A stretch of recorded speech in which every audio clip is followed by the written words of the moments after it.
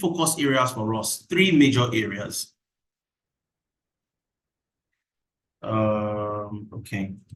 So three focus areas for us today. The very first area is 2024 is the year that you get into tech. All right. So it's either you sink or you swim. So what are the roles for you to focus on? So you want to transition. You maybe are probably doing your master's somewhere in Canada or in the US. All right. Now, when you are done, how do you compete for the best jobs available? Okay. So what role should you focus on? And what are the strategies for you to get those jobs fast? I'll be talking about that. Then Efemina would come back and talk to us about those areas we have found out or we have highlighted. How do you choose the best career path? And then I'll come back again to talk about our upcoming programs, the upcoming programs we have starting February 2024. And of course, share some success stories with you that we've had over the last few years. And you also take the advantage of the amazing, amazing discounts we have ongoing. All right, so I'm going to get right into it without wasting any time. And the first question you want to ask yourself is, where are the opportunities in tech? Because tech is very broad and you can't do everything within the tech ecosystem. So you want to narrow down your focus and say that, look, if I'm going to apply to get a job, where should I focus on?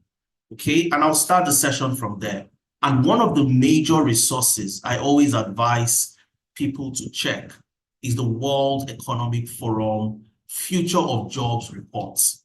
The World Economic Forum Future of Jobs reports. Now, why is it important for us to look at these reports? It is absolutely important because the World Economic Forum projects the jobs that will grow in demand and decline in demand.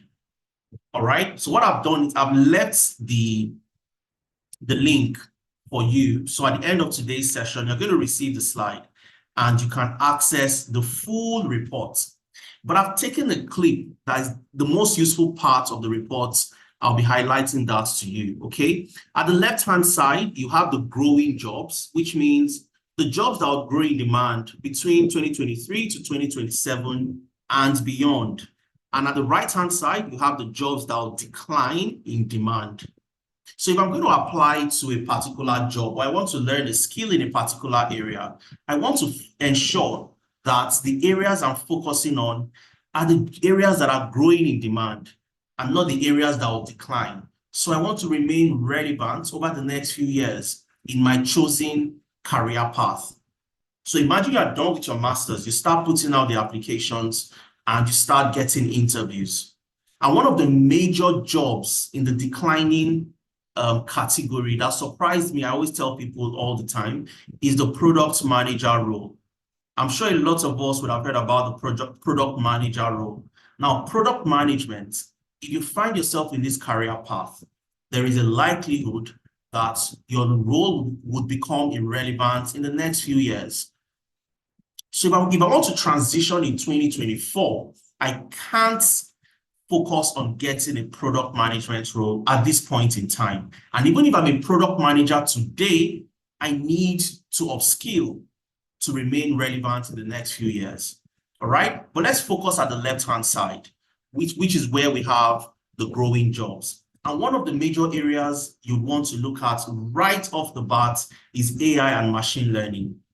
AI and machine learning, very prevalent, one of the jobs that will grow. In fact, number one on the list that will grow in demand.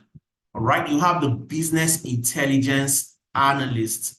The BI analysts are simply data analysts that focuses on the data warehouse, focuses on SQL skills, Power BI or Tableau.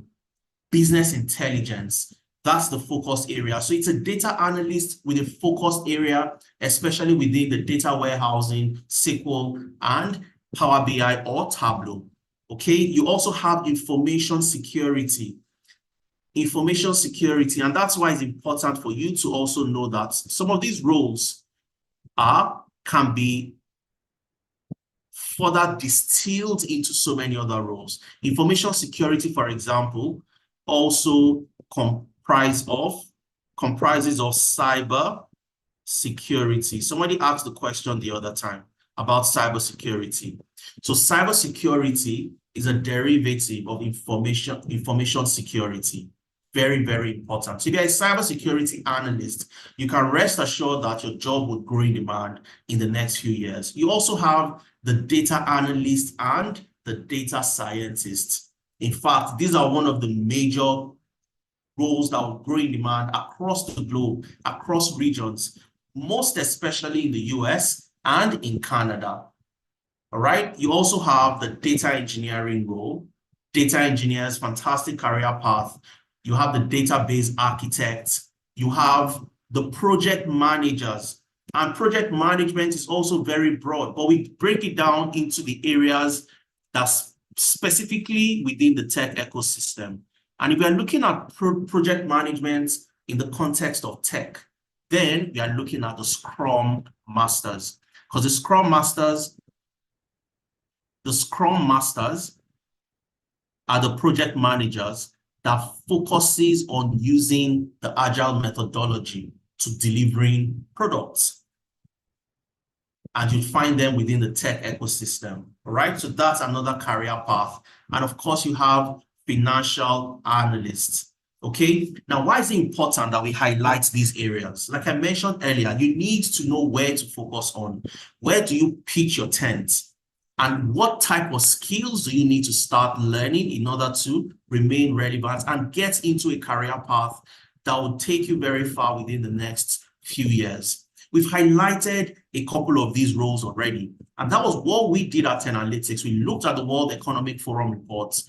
We did so many other analyses, getting data from Indeed, Glassdoor, ZipRecruiter, Total Jobs, and the biggest job boards you can imagine. We took data on job postings over the last 5 years.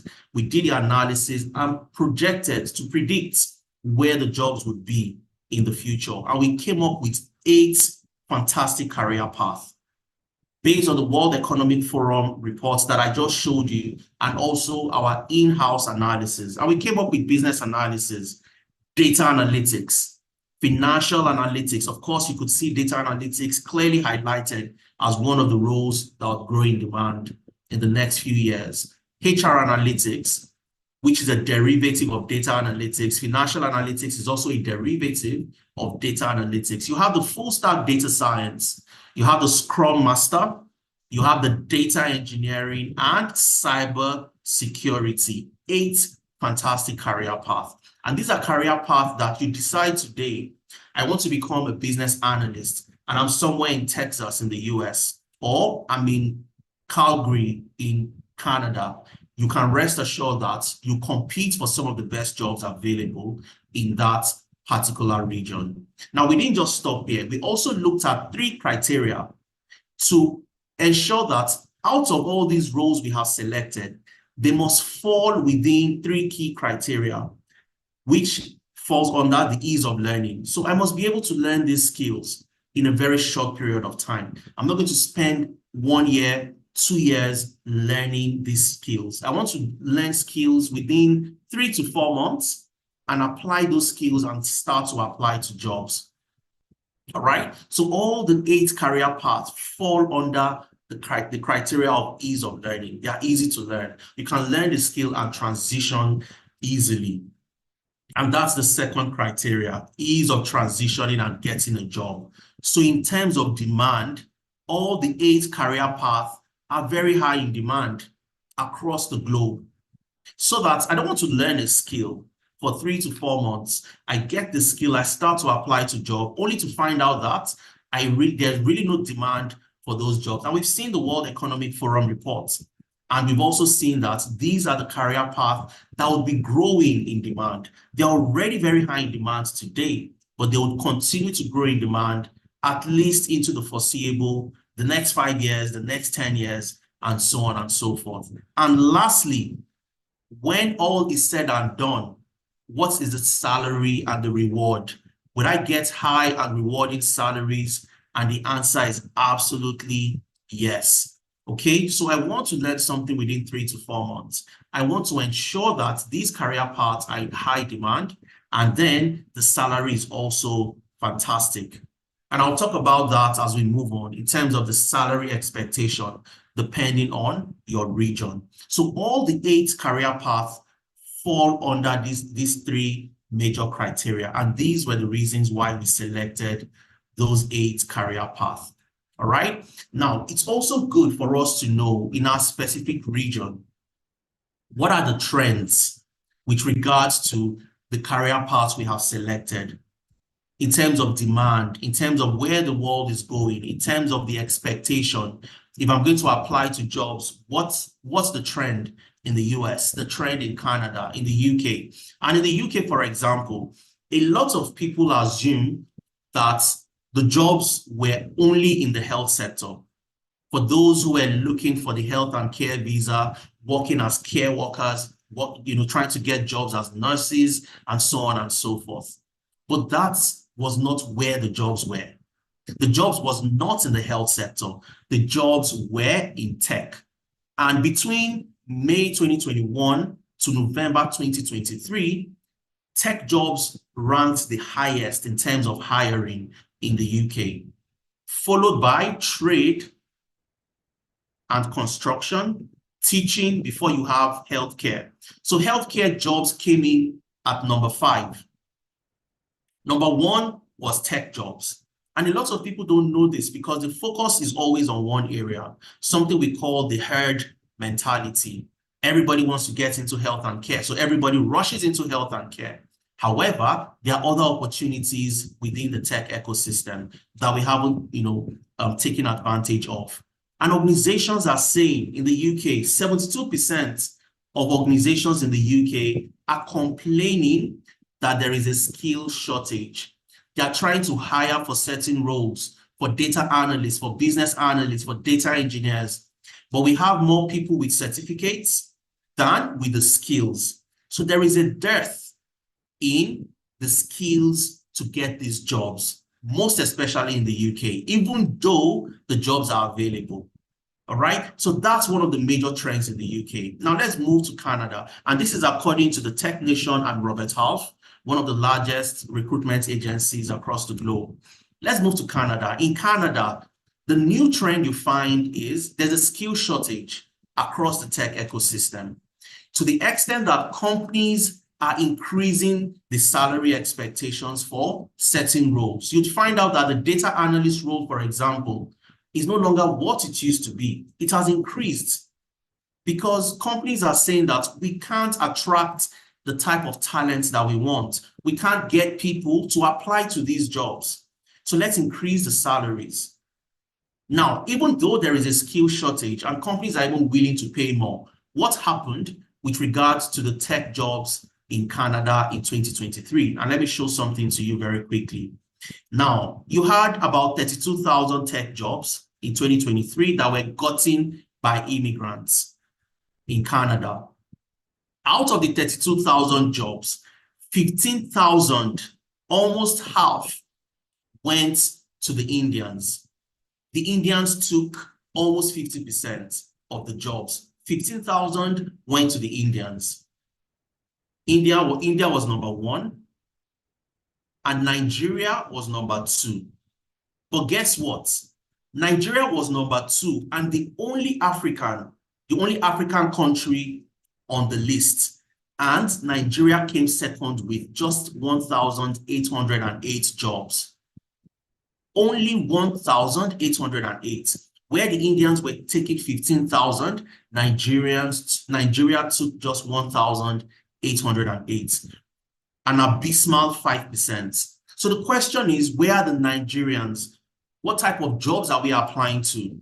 Why do we focus on just getting the Deliveroo jobs, the DoorDash jobs, the Uber Eats jobs, getting the care jobs, the jobs we really don't want to do? All right, and you have opportunities within this space. And all you need to do, because there is a skill shortage, companies are willing to hire you, is to learn the skill and apply to these jobs. Okay, so that's what the Indians have been able to do, and they've been able to master. They have these skills. They can compete for these jobs available in the tech ecosystem because they have the skills. So it's important for us to start to shift our mindset from the herd mentality and what everybody says is the best path to take. Yes, I understand. And there are so many transition stories. I'm going to share those stories with you. People who started as care workers, but today they are business analysts. People who worked in the warehouse, but today they are data analysts. All right. And in the US, what's the trend? The major trend in the US? The data science role, the data analyst role would see the largest growth in demand in 2024 at the rate of 5.5%. So if you're a data scientist, a data analyst in the US, you would get the highest growth in demand for that particular role, followed by cybersecurity and data engineering at 5.2%. So the demand is there. And looking at January, even though we haven't ended January yet, same period in January 2024 compared to 2023, you have more job postings, at least 25% higher than the same period last year. So companies are looking for you. The demand for these jobs, the demand for these roles are on the increase. But you don't have so many people that look like me, Africans, people of the Black community, applying to get those jobs. Okay, so now we've established the demand for these roles are there across the major economies. The question now is, how do I get these jobs? What strategies do I put in place? What are the techniques? What should be the focus area? If I'm new into tech, I'm just completing my master's, how do I get the best possible jobs available? And I'll be sharing that with you in the next few slides. And the US trend is from McKinsey, and the one for Canada is from the Economic Times. Okay, so we want to know if I'm in the US, I'm in the UK, I'm in Canada, I'm across Europe, I'm doing my master's, for example, I'm about to complete my master's, or I'm independent. How do I apply Tenalytics SAS principle? I'll be introducing this to you. And this is the principle that has made us so successful over the last 4 years, the SAS principle. But what does it mean? What does the SAS mean? Now, this is how we tailor our participants from when they start learning the skill to when they are done with our program, okay? And it's a principle that follows these concepts. 50% of all the things you learn with us are technical, okay? The technical skill. How good are you with Excel? How good with Power BI? You learn that with us. And the other 50% are the skills to get the job. Skills for job. Let me just put it that way. And this is where you know all the things you need to do that helps you get the job. Most of the time, people have the technical skill, but they don't have this. So how do you get the skills for the job? And that's where Tenalytics does its best work. Okay, so let's look at the SAS principle and how you can also leverage the principle to land your first job in tech. The very first S is where you show your workings, all right? And I want you to, if you have a notepad, you have a pen, jot things down so you can take things away from today's session, all right? S is where you show your workings. And what do we mean by show your workings? This is where you show recruiters and potential employers that you have the skills to get the job done. Employers want somebody that can get the job done. And that's why you go into interviews and they ask you questions like, tell me about a time you have used Excel or Power BI to solve a problem, or walk me through a data analytics project that you have completed end to end. Tell me about a time you optimized a process as a business analyst. They want to know the project you have worked on. They want to know the type of work you have done. Nobody cares about your certificate. Nobody would say, oh, tell me how the exam, when you wrote your certification, how was the exam? Nobody would ask you that question. But a lot of people have put the cart before the horse. And that's why they move nowhere.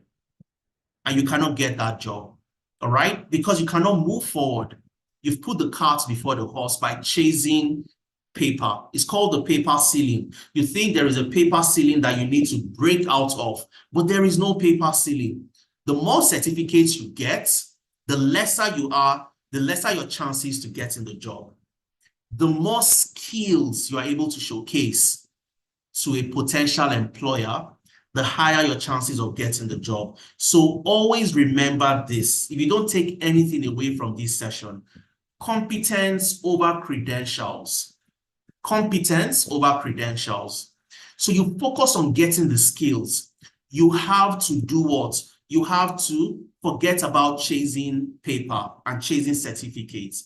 Chase the skills. That's number one thing you have to focus on. Number two is you have to build a portfolio to show your proof of work, to show that you've done this before and the depth of your knowledge in that particular area. So imagine you've created a dashboard using Power BI and you have a portfolio and somebody asks you, oh, how good are you with Power BI? Or even before they ask, the link to your portfolio is on your CV. So I can click on the link, I can go on your CV, go to your portfolio, and I see all the work you've done. That tells me clearly that you are very good with Power BI, you are good with Excel, you are good with SQL. And that's the type of skills we need.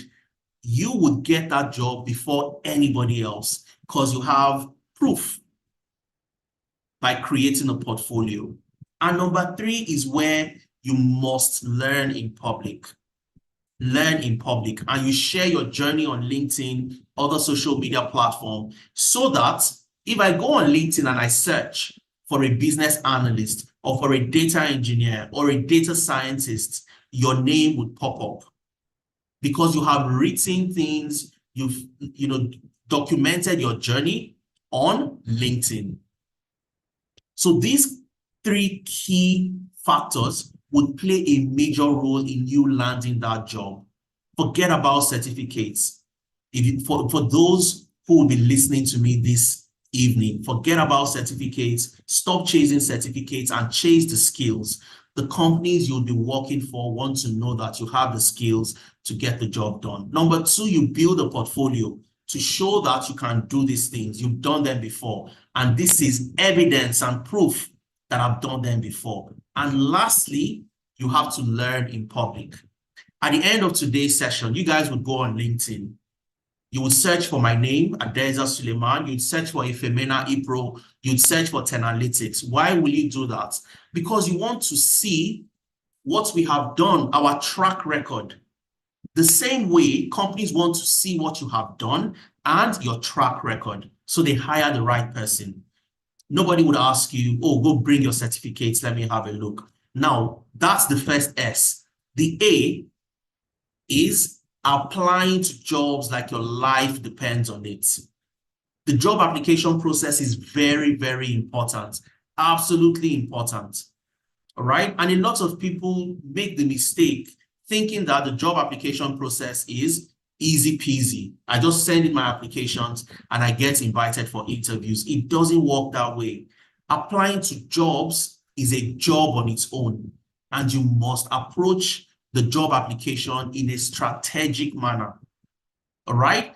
Don't just send out volumes by sending out 100 applications with the same CV. Rather than focusing on only volume, remember quality volume. Don't just send out applications. Ensure that your applications have the required quality. And how do you do this? Number one, you have to tailor your CV to every job application. You are applying to a data analyst role. The role requires the job adverts, the job description requires Power BI, Excel, and SQL, for example.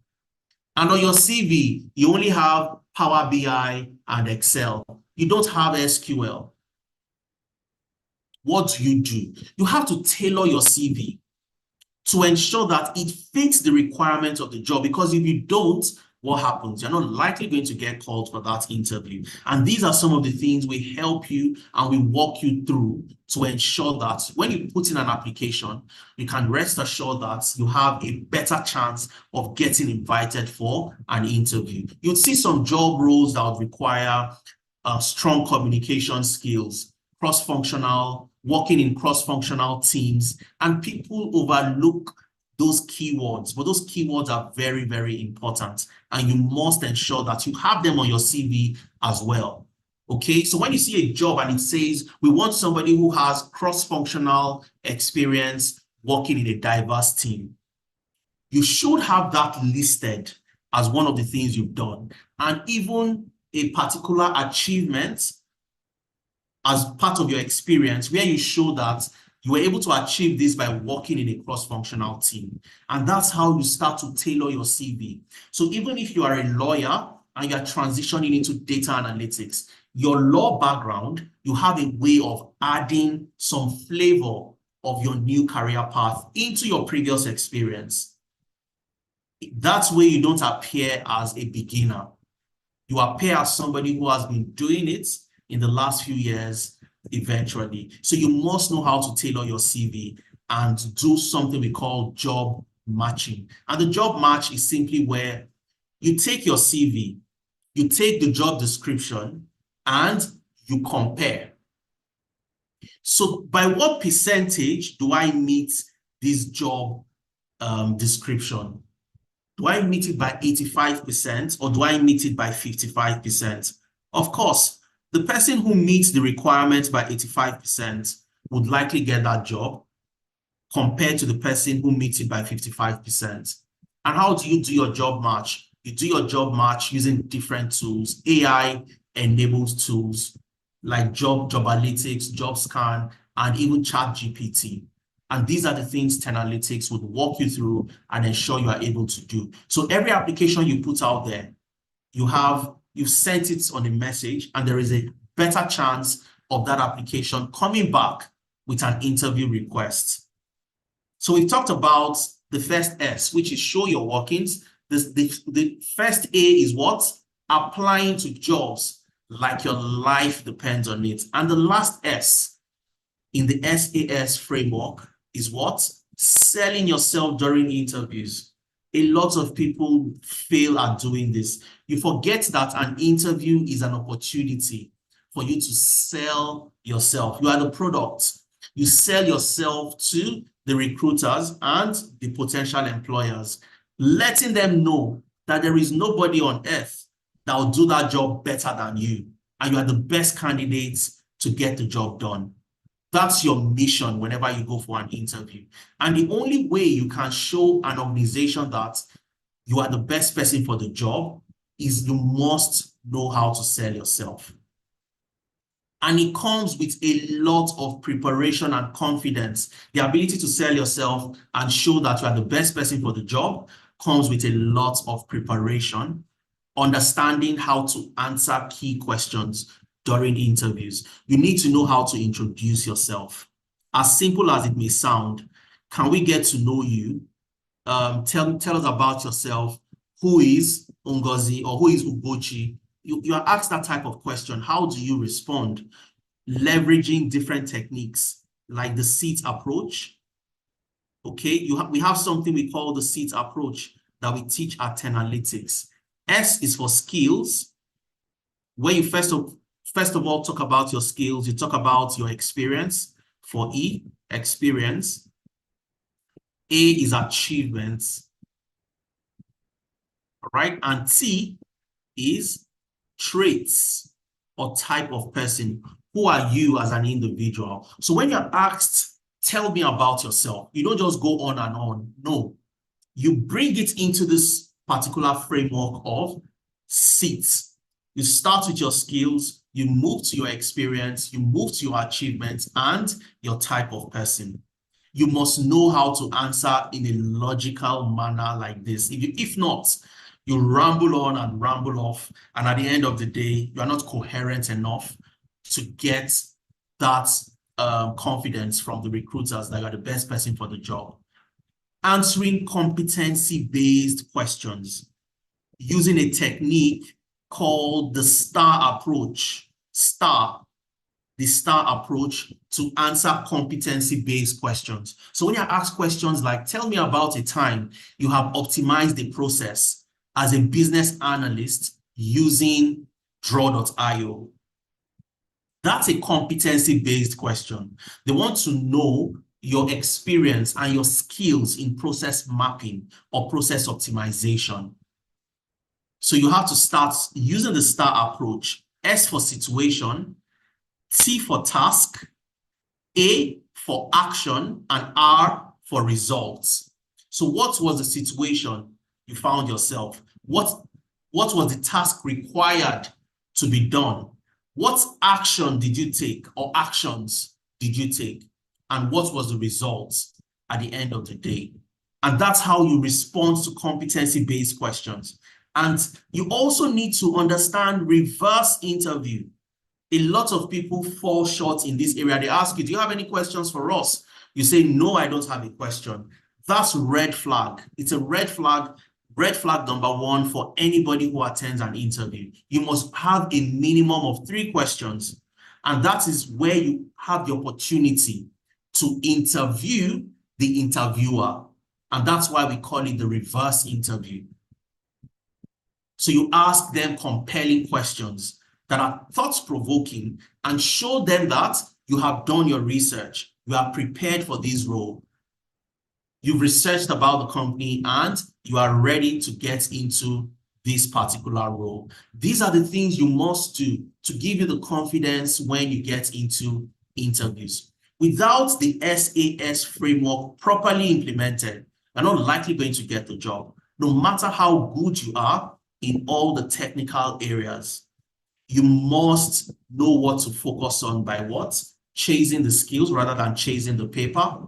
You must know how to apply to jobs, and you must know how to sell yourself during interviews. And this is the SAS framework that we at Tenalytics deploy to ensure that our participants are able to transition from where they are to getting the jobs within the tech ecosystem. Okay, so we've talked about 8 career paths today. I want to hear from you and I want to find out, which of these career paths are you interested in going into 2024? So just type that into the chat.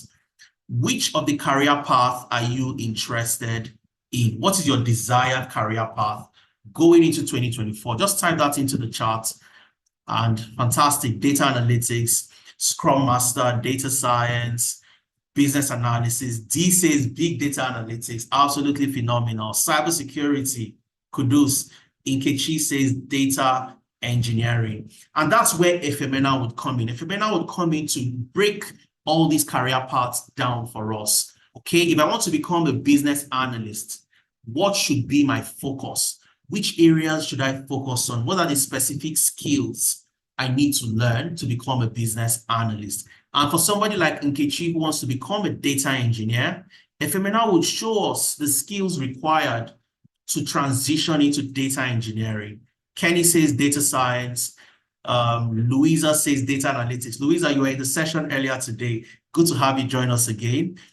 John says business analysis. Absolutely phenomenal. Now, before I start to wrap up my own part of today's session, I want to introduce you to people who have gone ahead of you. All right. In Nigeria, there's this common parlance that says, follow who know road. Okay, follow who know road. All right, so there are people that have done this. They've done exactly the same things you're trying to do. For somebody like Nkechi, you have people who have come into Tenalytics and they become data engineers. They've gotten jobs in the UK, they've gotten jobs in Canada, in the US. How can you also do the same? So I'm going to share very quick success stories with you before Efemena comes in to take it up from there. So first of all, I'd like to talk about Abigail Garga. Abigail is one of our superstars. And why is this so? Abigail used to work as a care worker. She was a care worker somewhere in Saskatchewan, Canada. All right. This is somebody who was a high-level person in Nigeria before she migrated to Canada, and she had been trying to get jobs. She had attended multiple interviews, but couldn't get a job. What happened? She came into Tenalytics, registered for our business analysis program, and guess what? Completed our program. 1 month after wrapping up her program, she got a job as a business analyst in Edmonton. So she had to move from Saskatchewan to Edmonton, Alberta, for her to take up the role as a business analyst. And this is Abigail, who has never done anything business analysis before. Fresh into the tech ecosystem as a business analyst, she completed the training, attended all the mentorship sessions, did all the things we had planned out for her to do, and she got the job. The interesting part of it is she has 2 people reporting to her. So she's a supervisor with 2 direct reports. And this is Abigail, who is new as a business analyst. And that's what we do at Tenalytics. You learn in a project-based environment. So you implement all the things you learn in class on projects so that you know what to do on the first day of getting the job. You're not thinking about how to do the job you need to do. You know what to do on day 1. You hit the ground running eventually, all right? We have Oluwatosin. Oluwatosin got a job as a fraud analyst in the UK, where his major role is to prevent credit card fraud. He registered for our data analytics program, and he was able to get a job as a fraud analyst. We have Shade. Shade also totally new in tech. She had never even done anything Python in her life before. Shade joined our data science program, and today Shade works as a data scientist in the UK. We have Benga as well, trying to get a job for 2 years in Poland. He couldn't land a job. He came to us, joined our data analytics program, and today Benga works as a business data analyst in Poland. That's not even the interesting part about Benga. Benga got 4 offers. 4 different offers, and he went with the best offer eventually. So what I've done is I've kept the links for you to listen to these amazing professionals, okay? So when you receive the slide at the end of today's session, click on the link and get to hear their transition story. I'm going to play one video for you, okay? So you get to hear one of them at least before Efemena comes in. You have Tony. Tony got a job with the NHS with full visa sponsorship, working with the NHS as a benefits analyst after joining our data analytics program. And you have Olugbemi. Olugbemi got a job as a business data analyst in Canada, working with the Law Depot as a business data analyst. Now, he moved within a year. Olugbemi moved from that first job in tech after completing our program with us to earning 6 figures as a solutions analyst with one of the largest insurance companies in Canada. Okay, we're going to listen to Olugbemi and listen to his story. The reason is this: a lot of you currently are in the same situation Olugbemi was before he joined our program.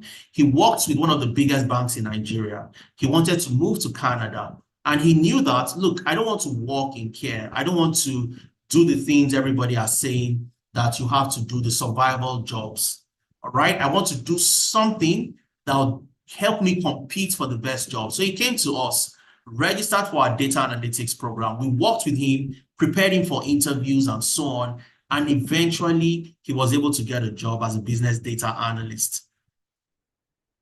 He has moved from that role to a new role called the solutions analyst, all right? And he's currently on 6 figures. And he was able to do this within a year. So I'm going to listen to Olugbemi's story very quickly, and then Efemena would come back to tell us, what do we need to do if we want to transition? Okay, what do we do if we want to transition? That's what do we need to focus on? How do we learn eventually? All right, so just give me 1 second. I'll share. I'm going to click on the link, and this takes us to Olugbemi's video very quickly. All right, so you'd hear Olugbemi's story. So I'm going to share my audio shortly, and then we'll listen to Olugbemi. All right, so it's a 3-minute video. Just sit back, relax, enjoy Olugbemi's transition story. Very interesting. And you see the role Tenalytics played in helping Olugbemi transition as a business data analyst in Canada. So sit back, relax, and enjoy Olugbemi's story. Hi, everyone. So my background, I studied chemistry up to master's degree level. Then you know Nigeria now. I found myself in the bank. So I did banking for about 4 years. And when I got my PPR in March, I knew I don't want to do marketing again when I come to Canada.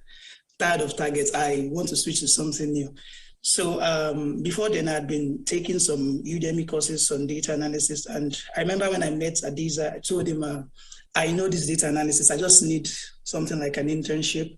And he was like, okay, just go through this course. It's going to help you own your skills. I still remember the exact words he used. So I joined the team. And then I actually discovered I don't know much. So because they didn't just go into the tool.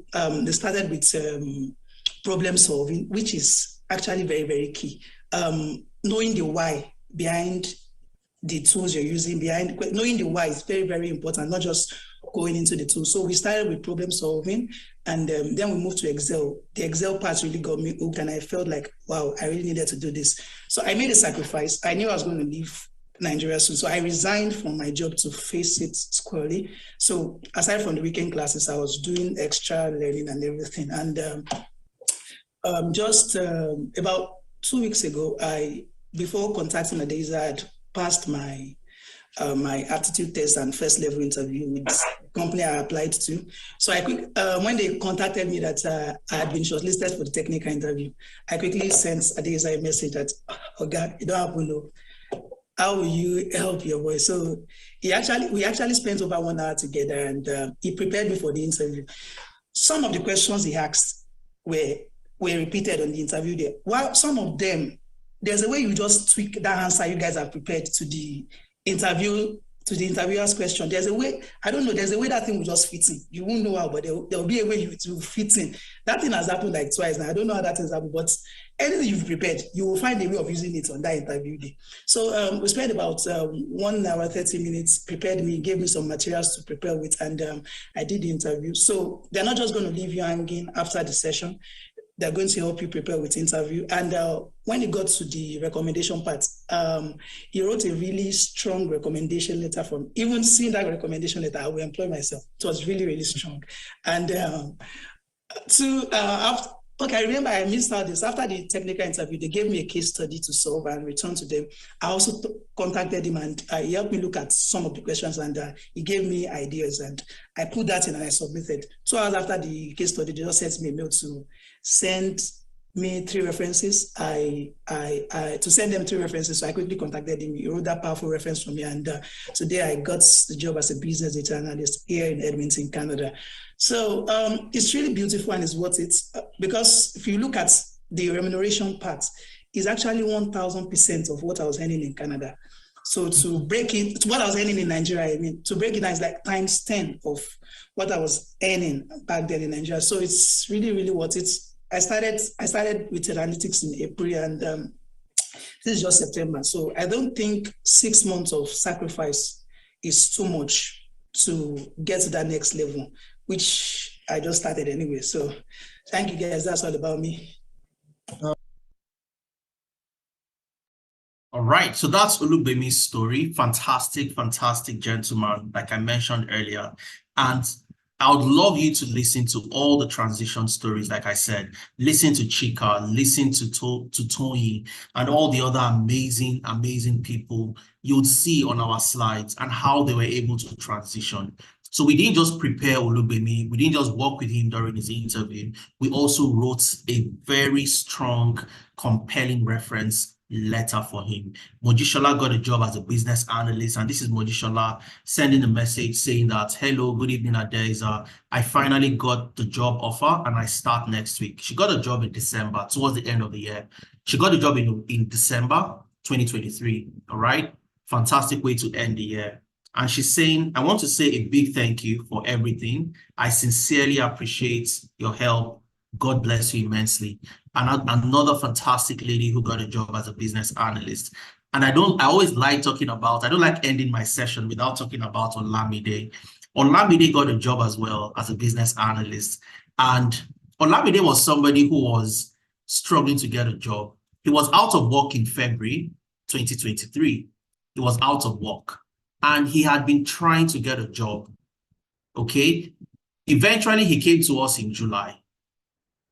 He came to us in July 2023, and he was so desperate. Adeza, I need to get a job, okay? I've been out of work. I cannot get a job, okay? And what did we do with Olamide? I took Olamide's CV. We did a review of his CV. And we saw that Olamide had always worked as a business analyst. However, he did not have anything data analytics on his CV.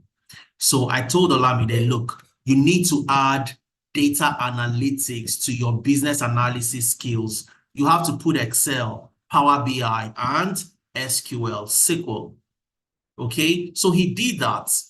He joined our program, the business analysis program, which has a data analytics component to it. He completed the program, started with us in July, completed his program in October, started in July, completed in October, and by November, he had gotten his job. And this was Olamide sending me a message at the end of the year to say, Adeza, thank you for being a helping hand for me this year. Okay, and of course, the moment he got the job as well, he also sent a message saying that, hi Adeza, I got the business data analyst role. So you see that the role is no longer just the business analyst, it's the business data analyst. And this was because he had added data analytics to his set of skills. And these are the things we do for you. We look at that with an expert's eye and tell you that, look, these are the things you need to do. These are the changes you need to make to break into that, job you're trying to get at the end of the day. All right. So this is Olamide saying, thank you for the support over the last few months. I really appreciate you. Okay. And these are the ways, and so many other people. This is Maureen. For those in Canada, you know the TELUS telecommunications company. Maureen works with TELUS as a HR data analyst. HR data analyst. And if you would come back to tell us how we can break into these roles. But these are the amazing professionals, just a few of them, that have been able to join. They took that first step to join, completed the program, applied all the principles, the SAS principles, and eventually were able to transition and get jobs. And there are so many of them. So take out time to read their story, watch their videos, listen to what they have to say and how they were able to transition. Okay, I'll quickly talk about the different salaries across the different roles that I have highlighted today. So for the business analysis in the UK is about £52,000 per annum on the average. In Canada is about 74,000 Canadian dollars. As a business analyst, you can command these type of salaries annually on the average. Okay, depending on the industry, you can get a lot more than this, obviously. In the US, as a business analyst, 85,000 US dollars. Financial analytics in the UK, about 51,000 pounds. In Canada, close to 70,000 Canadian dollars. And in the US, 74,000 US dollars. And as a data analyst in the UK, an average of 40,000 pounds per annum. In Canada, over 64,000 Canadian dollars. And in the US, over 72,000 US dollars per annum on the average. HR analytics in the UK, 32,500 pounds per annum. In Canada, over 71,000 Canadian dollars. In the US, 62,000 US dollars. And of course, as a full stack data scientist in the UK, 55,000 pounds per annum. In Canada, close to six figures, but very close to six figures, like over 94,000 Canadian dollars. And in the US, six figures, 121,000 US dollars. As a data engineer, you have amazing, fantastic salaries. 65,000 pounds per annum on the average in the UK, six figures, 102,000 Canadian dollars per annum. And in the US, 134,000 US dollars 6 figures as well in the US. And as a Scrum Master, £52,500 per annum on the average every year. Canada, 74,000 Canadian dollars, and in the US, about 85,000, close to 86,000 US dollars per annum. And last but not the least, cybersecurity, one of the highest paid roles you'd find out there. In the UK, about 57,000 pounds per annum. In Canada, 6 figures, 140,000 Canadian dollars, and in the US, another 6 figures, 105,000 US dollars. So all the jobs, all the career paths have high and rewarding salaries. And it would shock you to know how to get into this career path. You would assume I have to be the most intelligent, the best person, I have to be a genius. All you need is just to learn the skill. It is a skill-based ecosystem. Learn the skill and you will get the job. You will compete for the best jobs available out there. We've had people come out in the UK and get over £60,000 as a data analyst per annum, okay? And we've had people get 6 figures as their very first job within the tech ecosystem. So 2024 is the year you get into tech. And a lot of people, drown in their inaction and the ability for them to know the type of skills they need to learn to get the job. And that's why I'm going to ask you this question. So if 2024 is your year to get into tech, are you going to swim or are you going to sink in 2024? So I want you to type that into the chat. Are you going to swim or are you going to sink? Just type it into the chat. Swim or sink in 2024. Let's get to hear from you before Ifemena comes in. Okay, before Ifemena comes in, sink or swim in 2024. What's your pathway into tech? iPhone says swim, Nkechi says swim. Nkechi is swimming to the data engineering role. Kenny swim. Charity, absolutely phenomenal. Uju says swim with an exclamation mark. I love that. I want to fly, Felix. Felix doesn't just want to swim, but fly. All right. And this is where I'm going to draw the curtains on my own part of the session today. And Ifemena would come back and show us how can you get into any of these career paths? What are the skills I need to learn to get into these pathways? How long would it also take for me to learn to get into this career path? Okay, so I'd like to say I'll come back later. I'm still very much around to take questions at the end of the session, but let's enjoy Ifemena's session, breaking down all the career paths for us and showing us how to get into these specific roles. All right, so Ifemena, take it away from here. All right, guys. Good evening, and still very excited to have you guys on board today. And I've really enjoyed the engagement so far, and I want us to keep up the energy. Okay, so I want us to keep up the energy. So if you've learned something new today, all right, you've enjoyed Adeza's part of the session, please drop a 1 in the chat. Okay. So if you've enjoyed what Adeza has gone through today, put a 1 in the chat. I want it to 1 all the way. Okay. All right, let's go. All right. I can see majority of the guys in the house are currently based in Canada, okay? And so all my experiences based off in Canada, that's what I'm using to shed more light in how you can actually transition into the tech space in 2024. We have 8 delicious career paths that you can latch into. 8 delicious, like something that is very sweet, okay? Can you say sweet where you are? Something sweet, something delicious, something sumptuous. And that's what we're going to be exploring today. So a lot of you want to become business analysts. A lot of you want to become data analysts, financial analytics professional, HR analysts, full stack data scientists. You want to become data engineers. You want to become Scrum Master. You want to become cybersecurity analysts, and so on and so forth. Now, the key question most people ask is, how do I start? Where do I start? You're looking for structure. All right. And that's the platform. That's what we are doing. We've designed a platform to take you from A to Z, okay, in order for you to get started. All right. So you are putting the burden on us to provide you with that structure in which we are doing that 100% for you. So in the next 30, 40 minutes, I'm going to walk you through what you need to do in order for you to become, any of these career paths you choose. All right. So we're going to be starting first without wasting too much time. We're going to be starting first with the role of the business analyst. Okay. We're going to be starting first with the role of a business analyst. Now, there's a very huge misconception about the role of the business analyst. Okay. Very huge misconception. A lot of people think the business analyst and the data analyst are the same role, but that's a very huge mistake. That's something very huge. Okay. A huge mistake. All right. So the role of the business analyst is far different from the role of a data analyst. Very different. All right. Okay.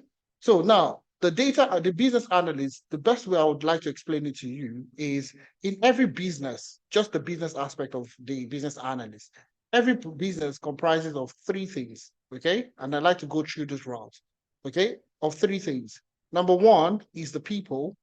All right. Every organization comprises of people. Every organization comprises of process. Okay. All right. And every organization comprises of technology. Okay. Technology. All right. Now, the people, all right, are obviously the employees of the organization. All right. And the process, this is where the business analyst comes to eat breakfast. All right. The BA deals with process. Now, what does the business analyst, do with the process? Basically makes it more efficient, all right, or effective, or more streamlined, more faster, more efficient, essentially. Now, when you're looking at process, let's put it this way, okay? If you want to go on leave in your organization, what do you do? If you want to go on leave in your organization, what do? You send an email. Either you send an email or there's the web platform where you go to schedule your leave. All right. So there's a process you go through in order for you to schedule your leave in that organization. So we'll bring it back home. How did you get on this call? How did you get here? How did you find your way to this particular call, to this Zoom session? How did you get here? All right. Now that's the process. There's a process that Tenalytics has defined to ensure that you are here today. What did you do? There was an advert, okay, that was placed out there. All right. There was a call to action button to get you to register. All right. There was a WhatsApp group after your registration. There was a WhatsApp group you got into, or you provided your email, all right, that enabled us to keep in contact with you in order for you to be here today. So there's a process. So every organization is made up of processes. All right. And in order for businesses to make more money, in order for businesses to make more money, essentially, all right, they need to enhance and improve certain processes. Now, let's take a very typical example. A lot of people are currently in the health space, either working as a nurse, or you're working as a doctor, or you're working as a pharmacist, or whatever the case may be.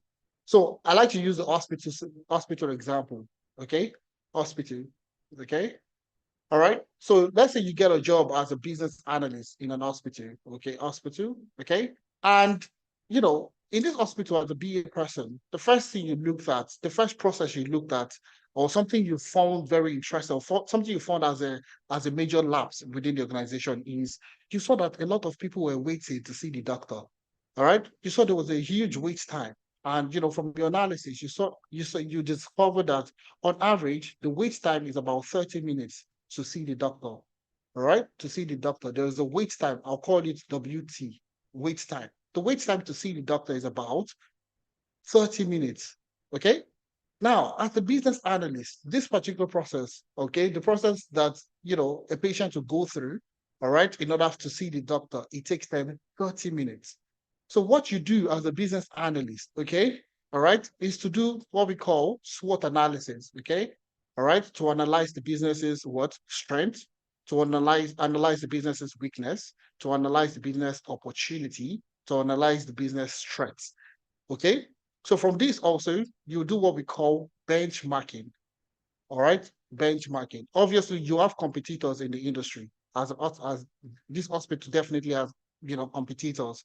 So you start to look at your competitors and you start to benchmark your wait time with your competitor wait time.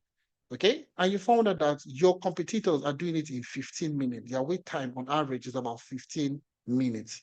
Now, in a typical work example, in this particular example, a patient would rather go to your competitor because, okay, they have lesser wait time. If you're providing the same value, okay, if you're providing the same value, your patient, all right, will likely go to the competitor because it takes them faster. It's 15 minutes more. It's faster for them to get to see the doctor than going to your own hospital.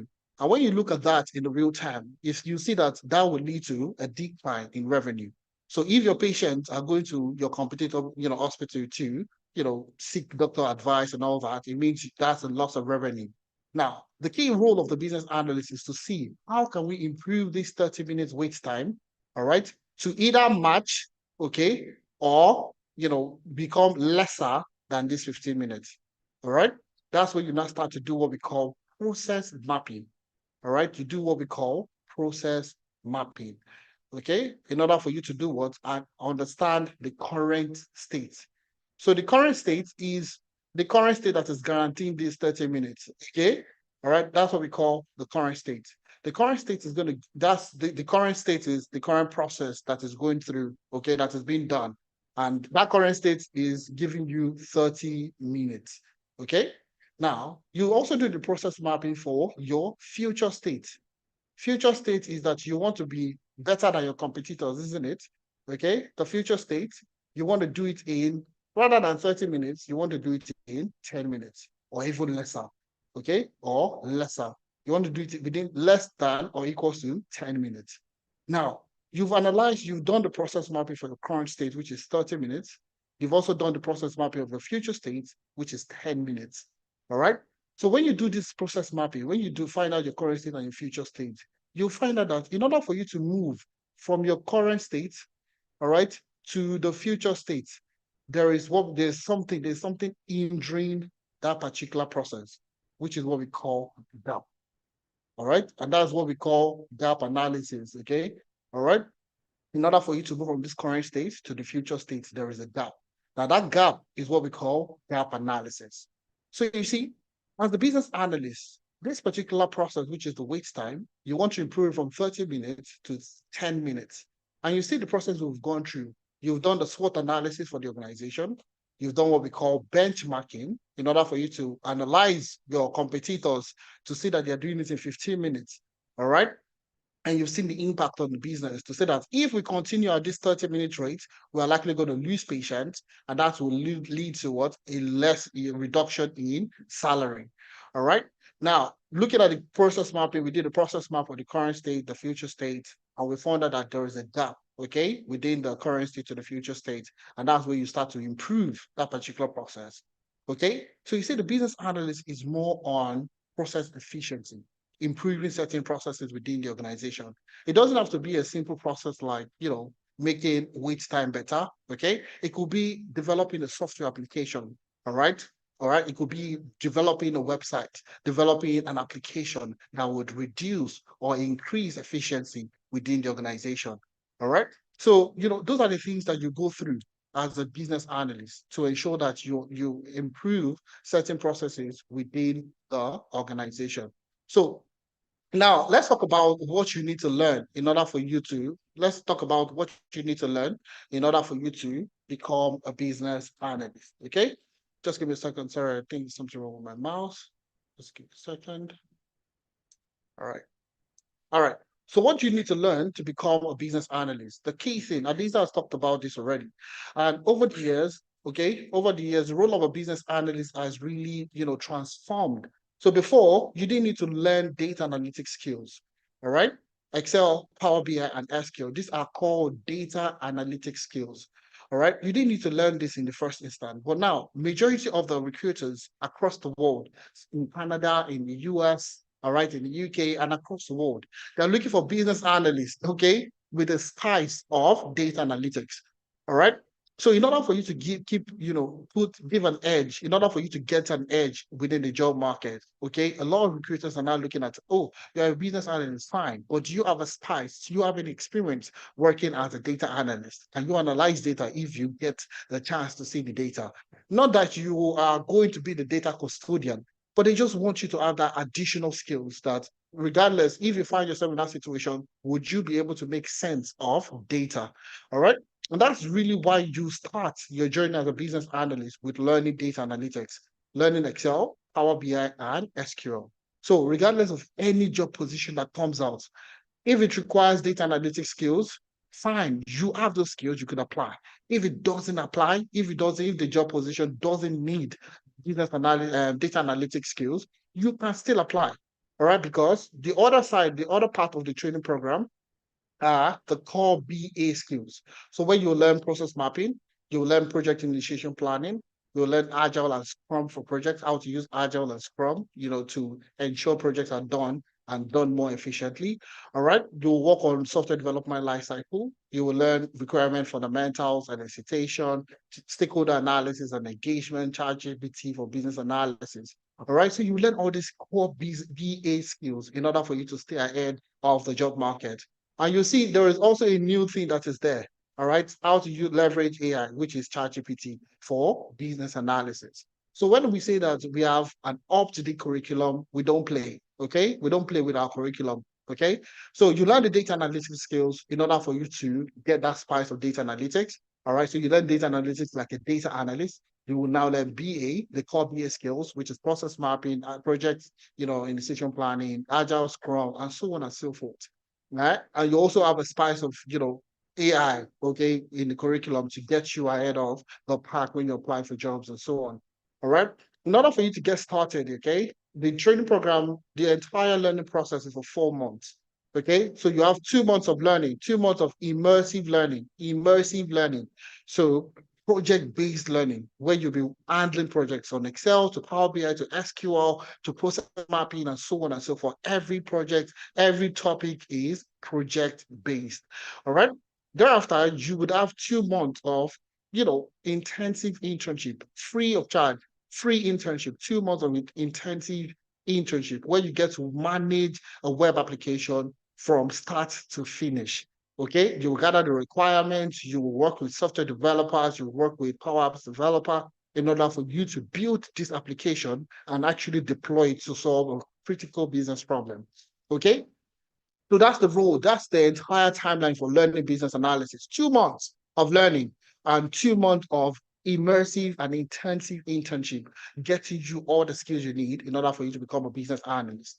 Now, with that, you should be solidified on the knowledge and experience and the things that you need to learn in order for you to become a business analyst. Now, looking at the role of a data analyst, like I mentioned earlier, a lot of people feel the role of a data analyst and a business analyst are the same thing. And I've explained that of the business analyst. Now let's talk about the data analyst. The data analyst is what I like to call the oracle of the business, okay?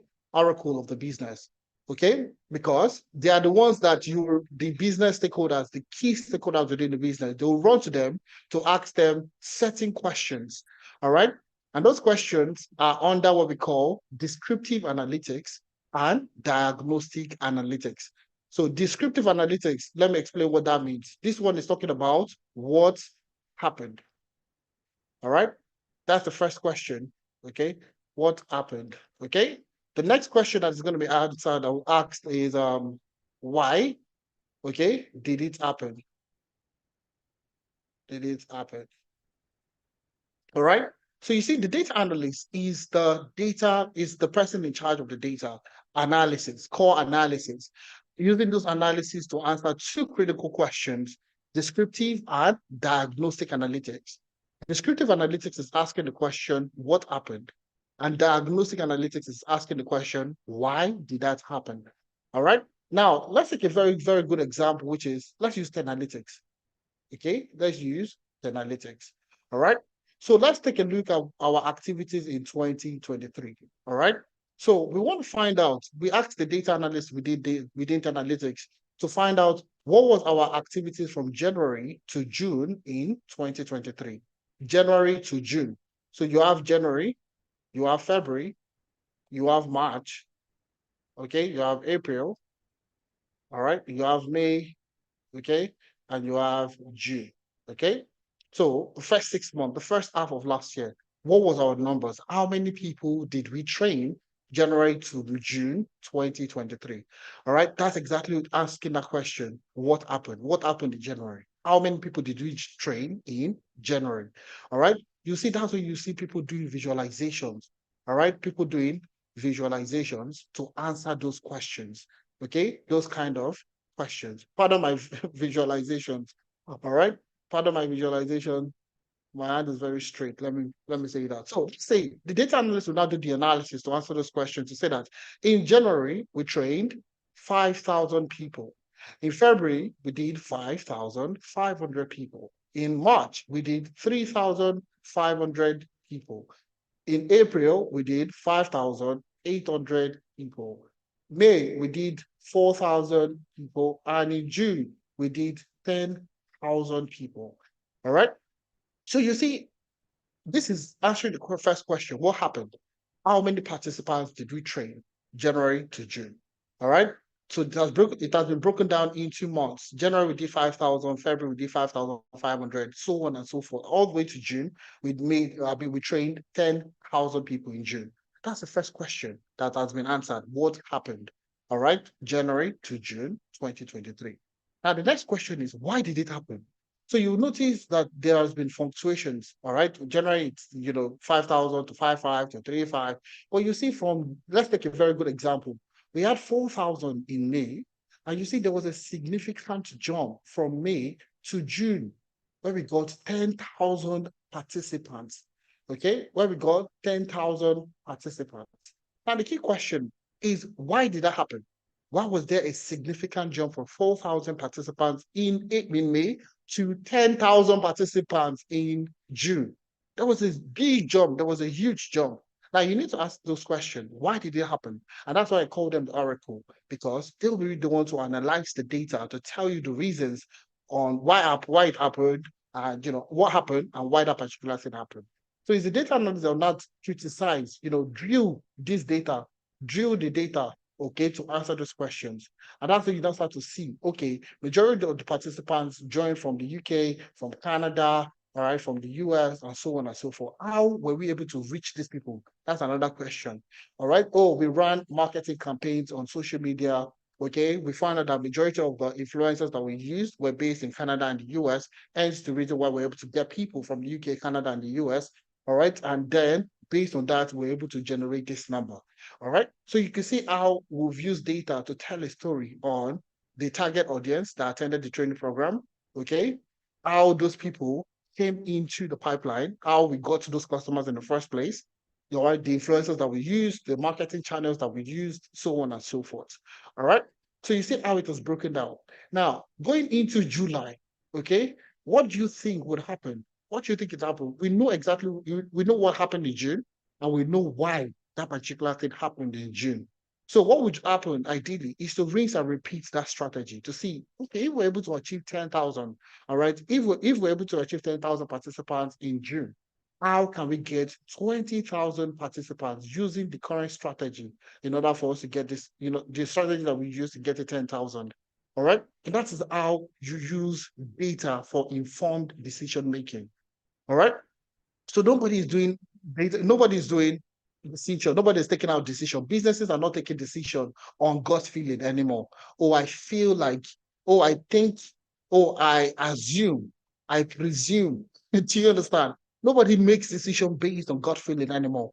All right. There's something inside me that is telling me that we should do something. Nothing like that anymore. All right. Now, decisions within every organization is based on data-driven decision making. All right. And this is why the data analyst is the role has, has grown exponentially over the years, because who is this professional that would answer questions? What happened in the business and why did that particular thing happen? Hence the reason why I call them oracle for every business that you find out there. All right. So if you're looking to become a data analyst, these are the two critical questions you'll be answering every single time. Now, what do you need to learn to get started? Very simple. All right. Very simple and straightforward. Very simple and straightforward. You need to learn problem solving. Okay. You need to learn problem. That's the first thing you would learn. Okay. You need to learn problem solving. Now, problem solving is an essential skill set of a data analyst.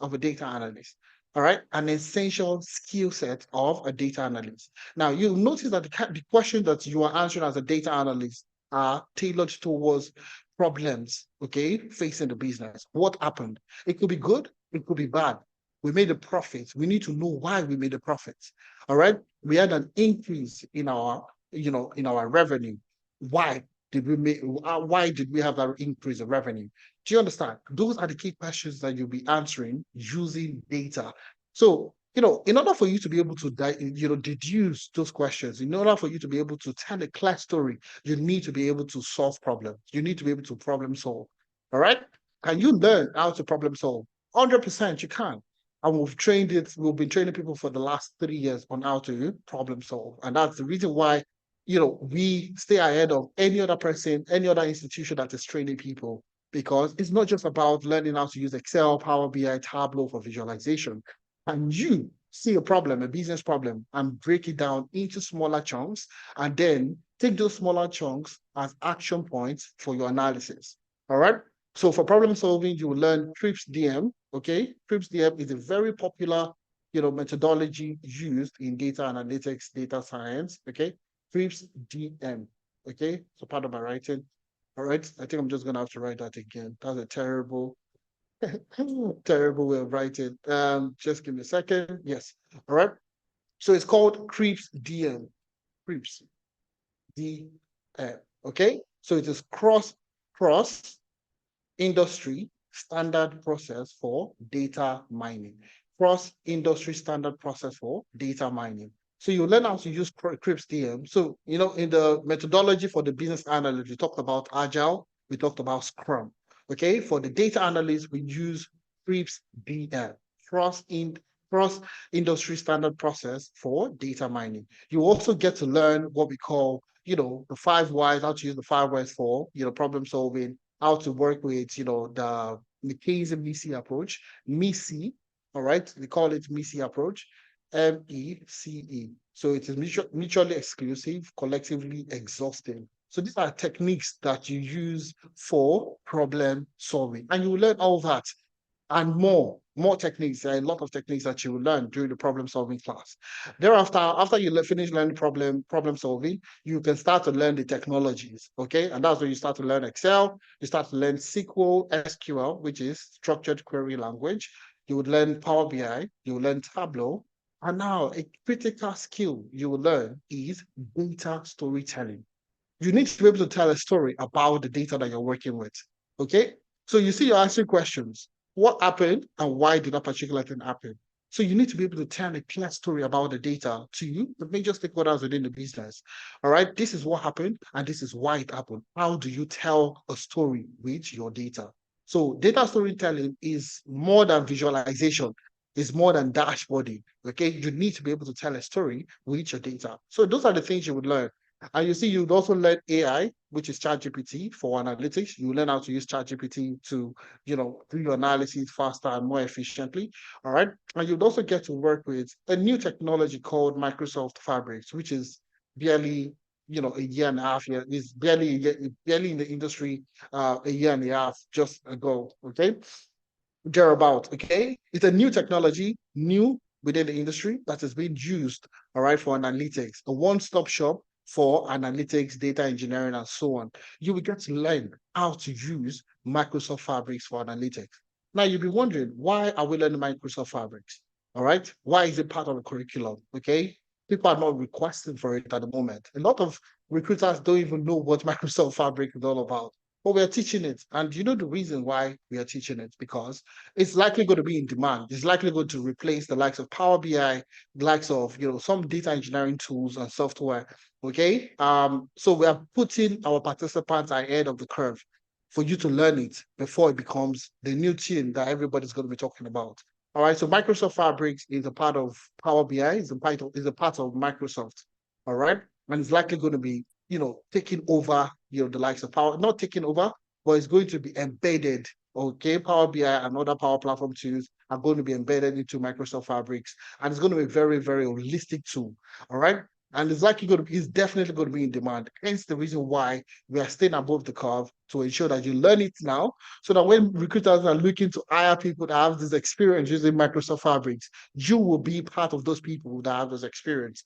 And that's exactly why we're doing that. So you'll be learning problem solving, Excel, SQL, Power BI, Tableau, data storytelling, ChatGPT for analytics, and Microsoft Fabric. Now, the learning timeline, it's for 4 months, okay? 3 months of immersive learning, of project-based learning, where you'll be working on different projects in Excel, on problem solving, on SQL, on Power BI, Tableau, data storytelling, and all the topics that we listed up earlier, all project-based. Then you move into the 1 month internship, 1 month intensive internship, where you can start to use these technologies, use these tools, use these techniques in a real life scenario. All right. And you use it to solve real life projects. Okay. So that's the learning timeline for that of the data analyst. The HR analyst is, when I talked about every organization, when I talked about every organization in the world having 3 major things, okay? You see, number 1 was people, all right? Number 1 was people. Now, the HR analyst is this person that is in charge of people, all right? Ideally, over the years, we've all know that HR in charge of employees. But now, with the component, with one key component, okay, which is data, okay, which is data. The HR analyst has moved away from being a cost center or from being a regular department to becoming more strategic. So because of data, the HR role is now more strategic than ever before. All right, more strategic than ever before. Now, the HR analyst, okay, is this professional that knows how to use data, people data, employee data. All right. The HR analyst is this professional that knows how to use people data to make informed decision for the organization. All right. The likes of recruitment, for example, how do we target the right set of people?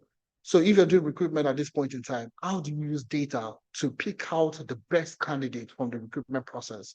How do you determine using data the best recruitment channel?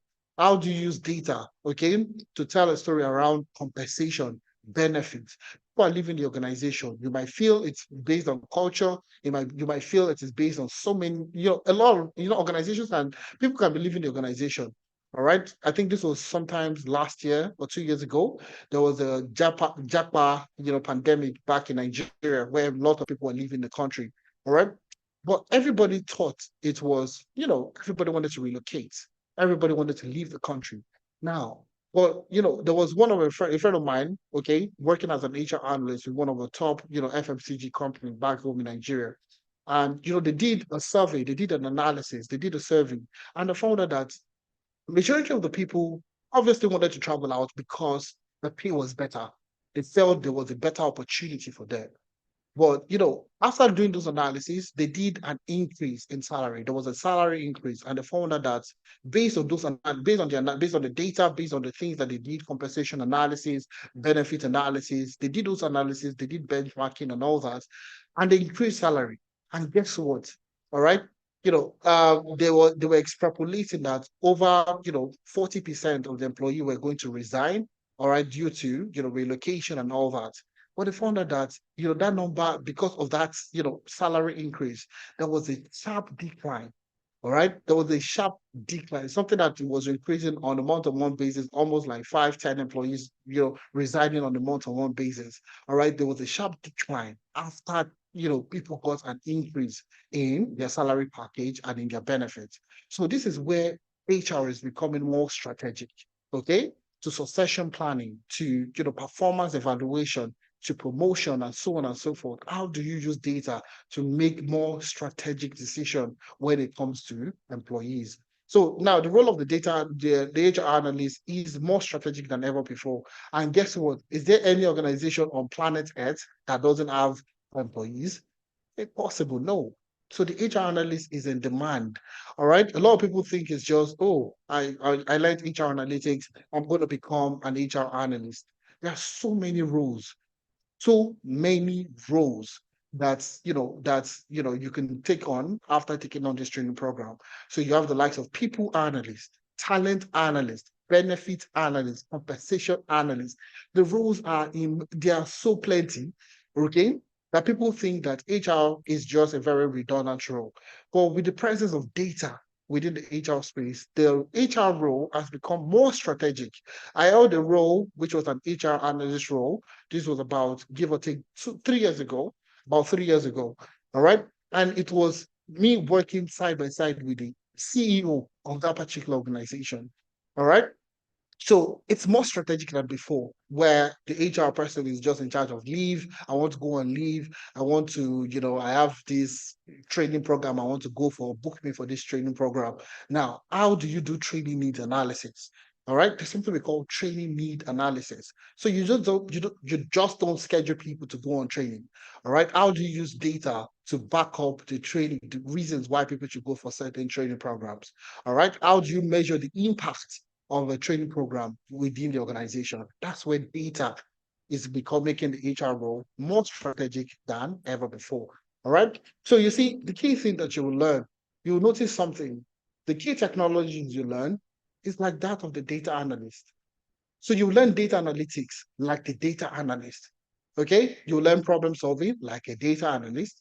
You learn Excel like a data analyst. You learn Power BI like a data analyst, and you learn SQL like a data analyst. Now, the key difference is you will see you now become more laser focused. You become laser focused on HR. Okay. Now, the key role here is that how do you use data analytics? How do you use data analytics within HR? Okay, human resources. So now that's when you now start to delve into HR analytics and performance evaluation, HR metrics and life cycle, HR analysis and dashboarding, collaboration and report automation, building your case and creating an action. Okay, then ChatGPT for analytics. So you're taking those your data analytics skills and you're trying to implement it within the HR space. Okay, using data analytics to solve HR problems, HR analytics and performance evaluation, HR metrics, training needs analysis, requirement, what do you call it? Recruitment, training and development, compensation, benefits, and life cycle. Okay. Then you look at HR analysis and dashboarding, collaboration and report automation, and so on and so forth. So, the HR role is obviously always going to be in demand because you always have employees. All right. Every organization they all have employees. All right. And you need those HR analysts to be able to use data to make sure the employees are, performance are driven, upwards, and that will then lead to increase in revenue and so on and so forth. All right. Now, learning timeline, 4 months, 3 months of learning, 1 month of a free virtual internship where you get to work on real life scenarios, real life projects. Okay. The 3 months learning process also, you will get to work on projects, real life projects. All right. The internship is more immersive. So training wheels are taking off and you're working real time on a project on your own as an HR analyst. So that's what you do during the internship. So you see, it's a very, very immersive experience getting you started in the HR space. Now, financial analytics, very interesting career path for people looking to work in the financial sector, looking to work in finance, financial department, financial organizations, and all that. So this financial analytics training program, all right, comprises of 3 interesting career paths. Number 1, if you're looking to work in corporate finance, okay, all right, corporate finance. So if you ever work in a bank and you're looking at working in treasury, investment, all right, this is the training program for you. It combines corporate finance. It also takes into consideration investment banking. All right. So if you want to work as an investment analyst, investment banker, this training program is definitely for you. Okay. So number 3 is data analytics. Okay. Data analytics. So now this training program, let me ask you another question. All right. So Adesa talked about the roles that are always going to be, that are increasing in demand. And you find out that financial analyst is there.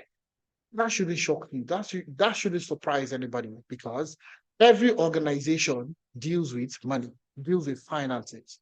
All right. Even a non-profit making organization, when I say non-profit, they don't care about profit, like the charitable organizations and so on. They don't care about profit, making a profit. All right. But you find out that they still need somebody to be in charge of their finances, for somebody to be able to manage their inflows and outflows, okay, to be able to use their financial data to make informed decision. So you see, data analytics, data is of different types. The HR would use people data to make people decision. The financial analyst would use financial data to make financial decisions, investment decisions within the organization. So this financial analytics training program combines three interesting career paths: corporate finance, investment banking, and data analytics. So you would learn data analytics like a data analyst. Again, that's an interesting thing about this career path, right? You will learn data analytics like a data analyst. So you will learn problem solving, you will learn Excel, you learn Power BI, and you learn SQL. So you learn all the key skills of a data analyst. So this is where I talked about the three career paths. So you learn data analytics. Now, the corporate finance and investment aspect, the investment banking aspect, comprises of what you have beneath here: accounting fundamentals, financial analysis, financial modeling, valuation, sensitivity, and scenario building analysis, then ChatGPT for analytics. So now this is the financial analytics aspect, okay? Where you're now using data analytics to perform financial analytics. All right, so when you're using these same tools, except Power BI SQL, to do what? Financial analysis. You're using it to what? For financial modeling, for valuation, for sensitivity, and scenario analysis. If you have enough time, I would likely put you through. I'll show you some roles currently on, like, I'll literally go online and show you that these are the key skills in order for you to survive, in order for you to thrive, within the financial space. So if you want to work in finance, okay, but you still want to work in the tech space, so you're only looking at working using your data analytics skills in the financial sector, all right, and still relevant. And like, that's exactly what, the document Adesa shared with us earlier on, all right, talking about, the jobs that are going to be growing in demand. All right, this is now you using data analytics within the financial space. All right, how do you use data? How do you use financial data? How do you analyze this data for strategic financial decision making within any organization? How do you use all these things? Take, for example, every merger and acquisition that you see out there, all right, is based on financial models. All right, every decision, every divestment, or every investment, is every one of them. There's definitely a financial analyst that is in charge of it, that has built a financial model in order for them to do that. All right. So, anyways, we won't talk more about that anymore. Okay, just know that this is the financial analytics professional, is a data analyst that is laser focused on the financial aspect, using financial data to make informed decision making for the business. Now, the learning curve for this is for 4 months. All right, 3 months of immersive learning and 1 month internship. So you have 3 months to learn, okay, while you're working on project learning, while learning, and you have 1 month of immersive learning, okay, internship learning, all right, internship experience, okay, pardon me. Now, for the data scientist, which, which was labeled the sexiest job of the future, okay? So a lot of people feel the data analyst and the data scientist are the same thing, like the data analyst and data science. What's the difference between data analytics and data science? I would use that to explain the role of a data scientist. Now, the first thing you need to understand is the kind of questions we are answering. All right, the kind of questions they are answering. Okay, sorry, my mouse keeps moving faster than myself. Sorry about that. All right, kind of questions they are answering. Now, we talked about the data analyst, and we said that the data analyst answers 2 critical questions: descriptive analytics and diagnostic analytics. Descriptive analytics, what happened? Okay. What happened? Okay. The next one, diagnostic analytics. Why did that particular thing happen? Okay. Did it happen? Okay. So this is the key role of a data analyst. Okay. So the data analyst will only answer 2 questions: what happened and why did that particular thing happen? Now, the data scientist will answer 3 questions, 3 critical questions. The next question the data scientist would have is, what will happen? What will happen? Prediction. Okay, what will happen? All right, what happened? Why did it happen? And the third question the data scientist will answer is what will happen? So 3 questions, right? So this is where you now start to do your predictions. All right, predictions. Okay. And in order for you to do predictions, you start to talk about statistical modeling. Okay, statistical modeling. Okay, statistical modeling, you start to talk about machine learning, which we call ML. You start to talk about, and so on and so forth. Statistical modeling, machine learning, exploratory data analysis, data visualization, and so on and so forth. So that's where you start to do all those predictions. All right. So that's exactly what you'll be doing. So in that scenario where I talked about, what happened January to June 2023, all right, 2023. So you see there were numbers. January we did this, February we did that, March we did this, April, May, and maybe June. All right, so we have those numbers. But now the key question is, what will happen from July to December? We don't know. All right, the data analyst will never be able to answer that question. What will happen July to December? The data analyst, the data scientist will be able to answer questions. What happened? Why did it happen? All right. But now what makes the data scientist a lot more unique is what will happen? What would happen from July to December? All right. Is that increase going to continue from July to December, or would there be a decrease? All right. Or would there be an increase? You don't know. That's the role of the data scientist, to be able to predict, to be able to forecast what will happen from July to December. All right.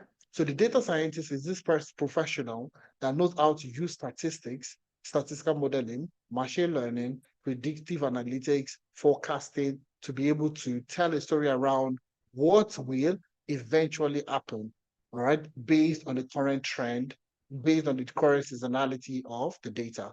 All right. So that's exactly the role. That's what we talk about, the role of a data scientist. Now that's the first thing. The second thing you need to understand, the second thing you need to understand the role of,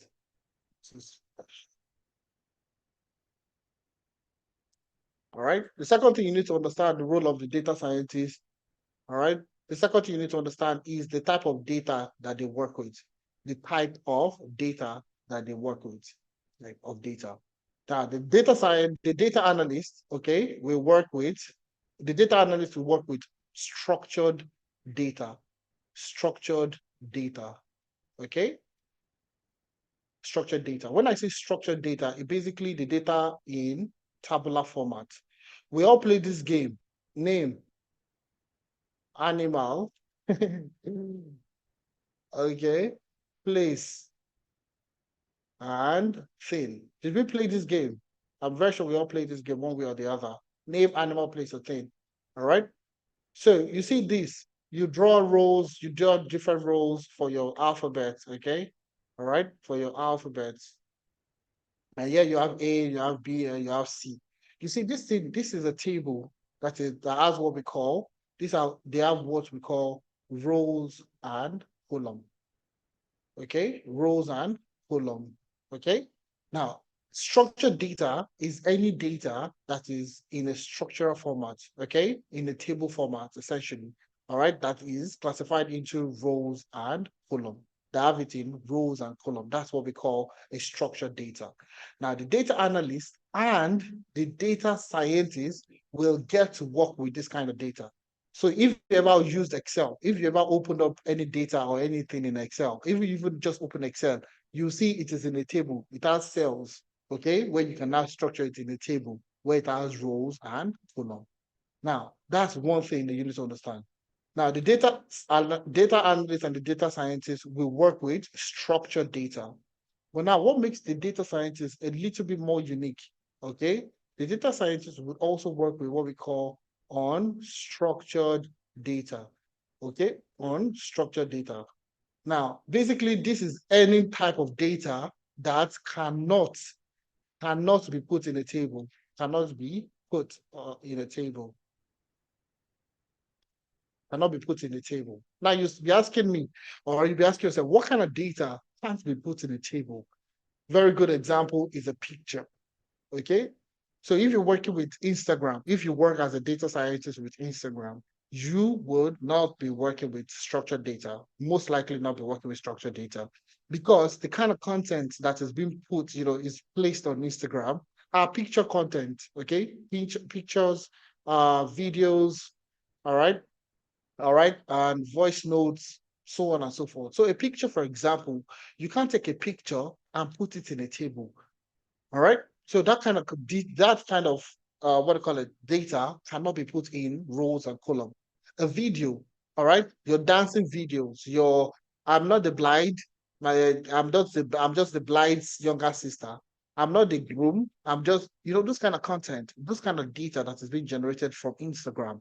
You cannot put those kind of content in rows and columns.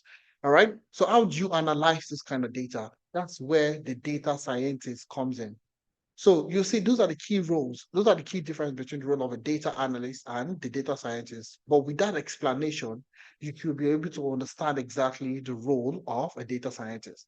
So the data scientist is sort of like an elder brother to the data analyst, using more techniques, more tools, more statistical modeling, more techniques, and so on and so forth to be able to analyze data, more varied data. All right, talking about structured data and unstructured data. These professionals are also in charge of what we call predictive analytics.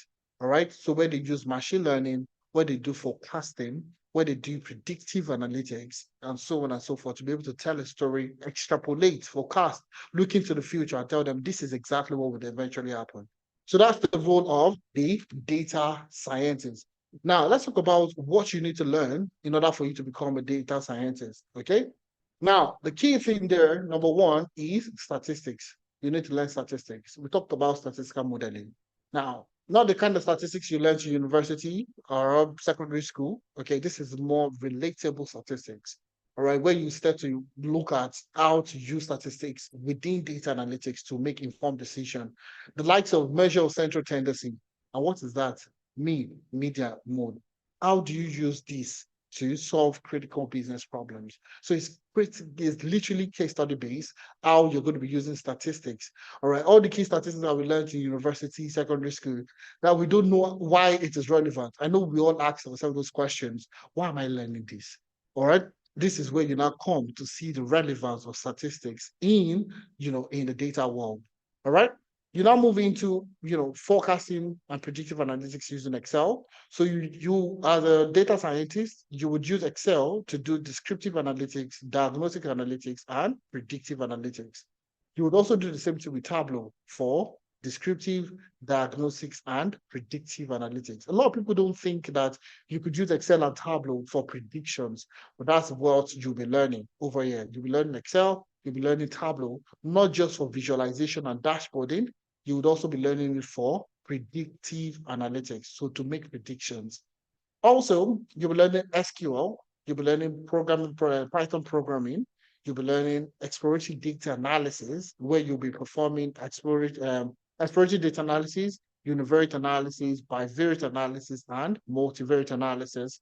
You would also be working with machine learning, both supervised and unsupervised machine learning.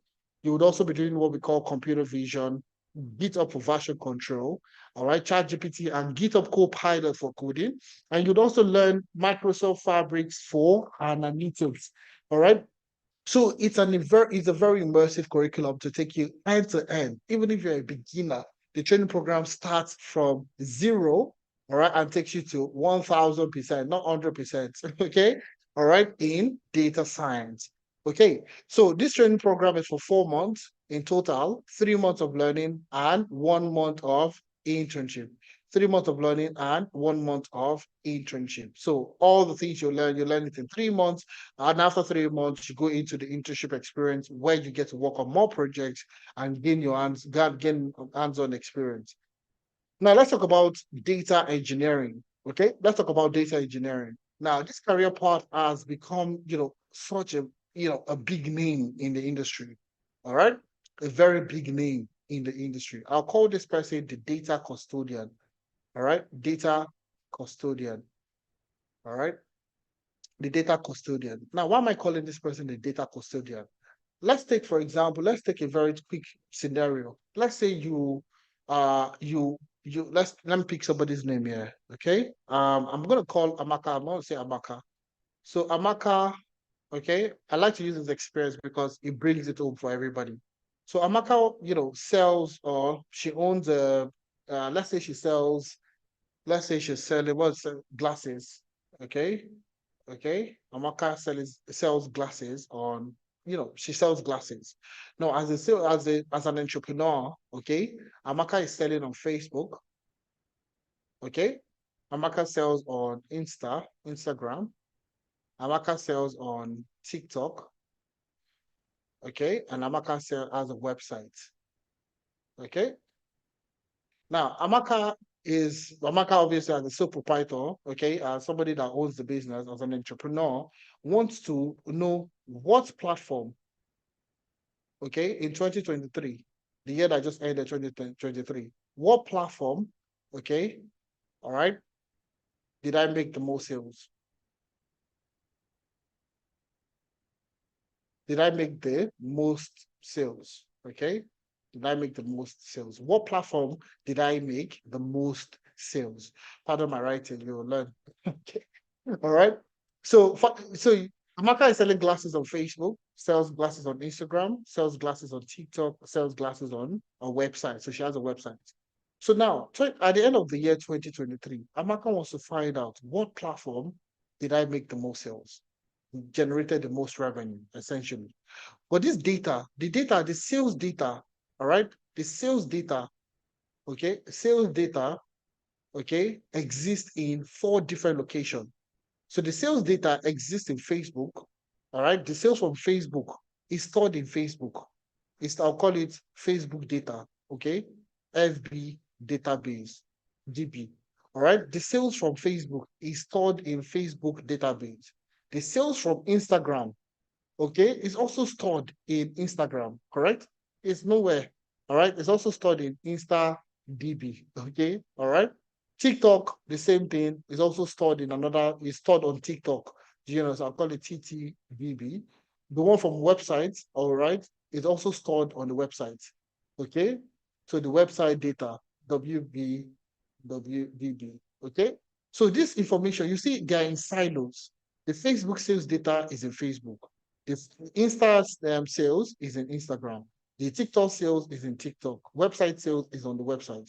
When you want to find out what platform did you make the most sales. Now, you need to, in order for you to make this analysis, you need to bring all the data into one central location, which is what we call a data warehouse. Okay? You need to bring all this data from Facebook, from Instagram, from TikTok, from the website into the central location, what we call a data warehouse. So it's the data engineer, okay? That's why I call him the data custodian, all right? That will build what we call data pipeline. We call it data pipeline, okay? Or what we call ETL pipeline, ETL pipeline. What does the ETL stand for? E stands for extract, T stands for transform, L stands for load. Okay? So now, what we call ETL, the data engineer is going to extract the data from Facebook, the sales data. Is going to extract the data from Facebook, all right? Transform it. Okay, when I say transform, basically it means to clean the data. All right. So the sales data from Facebook is not going to be clean. It's not going to be, all right. It's not going to be structured in the way you want it to be structured. All right. It's just like you going to the market. All right. When you go to the market and you buy rice, why when you get to the house, you still wash it. Even though you buy from a bag of rice, you see they open it in front of you, they scoop out the rice. When you get to your house, you still need to wash it. All right. Even if you buy fruit, okay, that grows on the tree, you literally go to the tree to pluck it from the tree. You still need to wash it. All right. That's the same thing with data. You need to clean it up. You need to transform. You need to inspect to ensure that it is clean and ready enough for analysis. So that's what you do with transformation. And once you transform it, you now load it into the data warehouse. Okay. So you extract from the data source. So Facebook currently is a data source. That's what we call a data source. Okay. And this data warehouse is a data destination. Okay? You guys are learning a lot today, I'm sure. All right. Data source, okay, is Facebook because that's where the sales data is generated. Okay. So the sales data on Facebook is generated on Facebook. All right. So that's the data source. So you need to extract the data from the data source, transform it, and load it into the data warehouse. So that's the pipeline. So this is a pipe. You see, it's taking data from Facebook and loading it into the data warehouse. The same thing on Instagram. You do the ETL pipeline, get the data from Instagram, extract it, transform it, and load it. All right. The same thing with TikTok. Extract the data, transform the data, and load the data. The same thing from the website. It will do what? It will extract the data from the website, transform it, and load it into the data warehouse. Okay, a central location. All the data now, you see all the data, rather than doing your analysis in silos, you now have all your data in one location. So having that data in that one location, you can now make informed decision. What platform make the most sales? You now see the data analyst will do the visualization to say that, oh, majority of the sales was from Instagram. Okay. All right. So you see, that's what the role of a data engineer. So that's essentially the role of a data engineer. All right. So now what do you need to learn to become a data engineer? Very simple. You need to learn SQL. SQL and Python. These are the key technologies, all right, that you need to learn in order for you to succeed, all right, in the role of a data engineer. SQL and Python.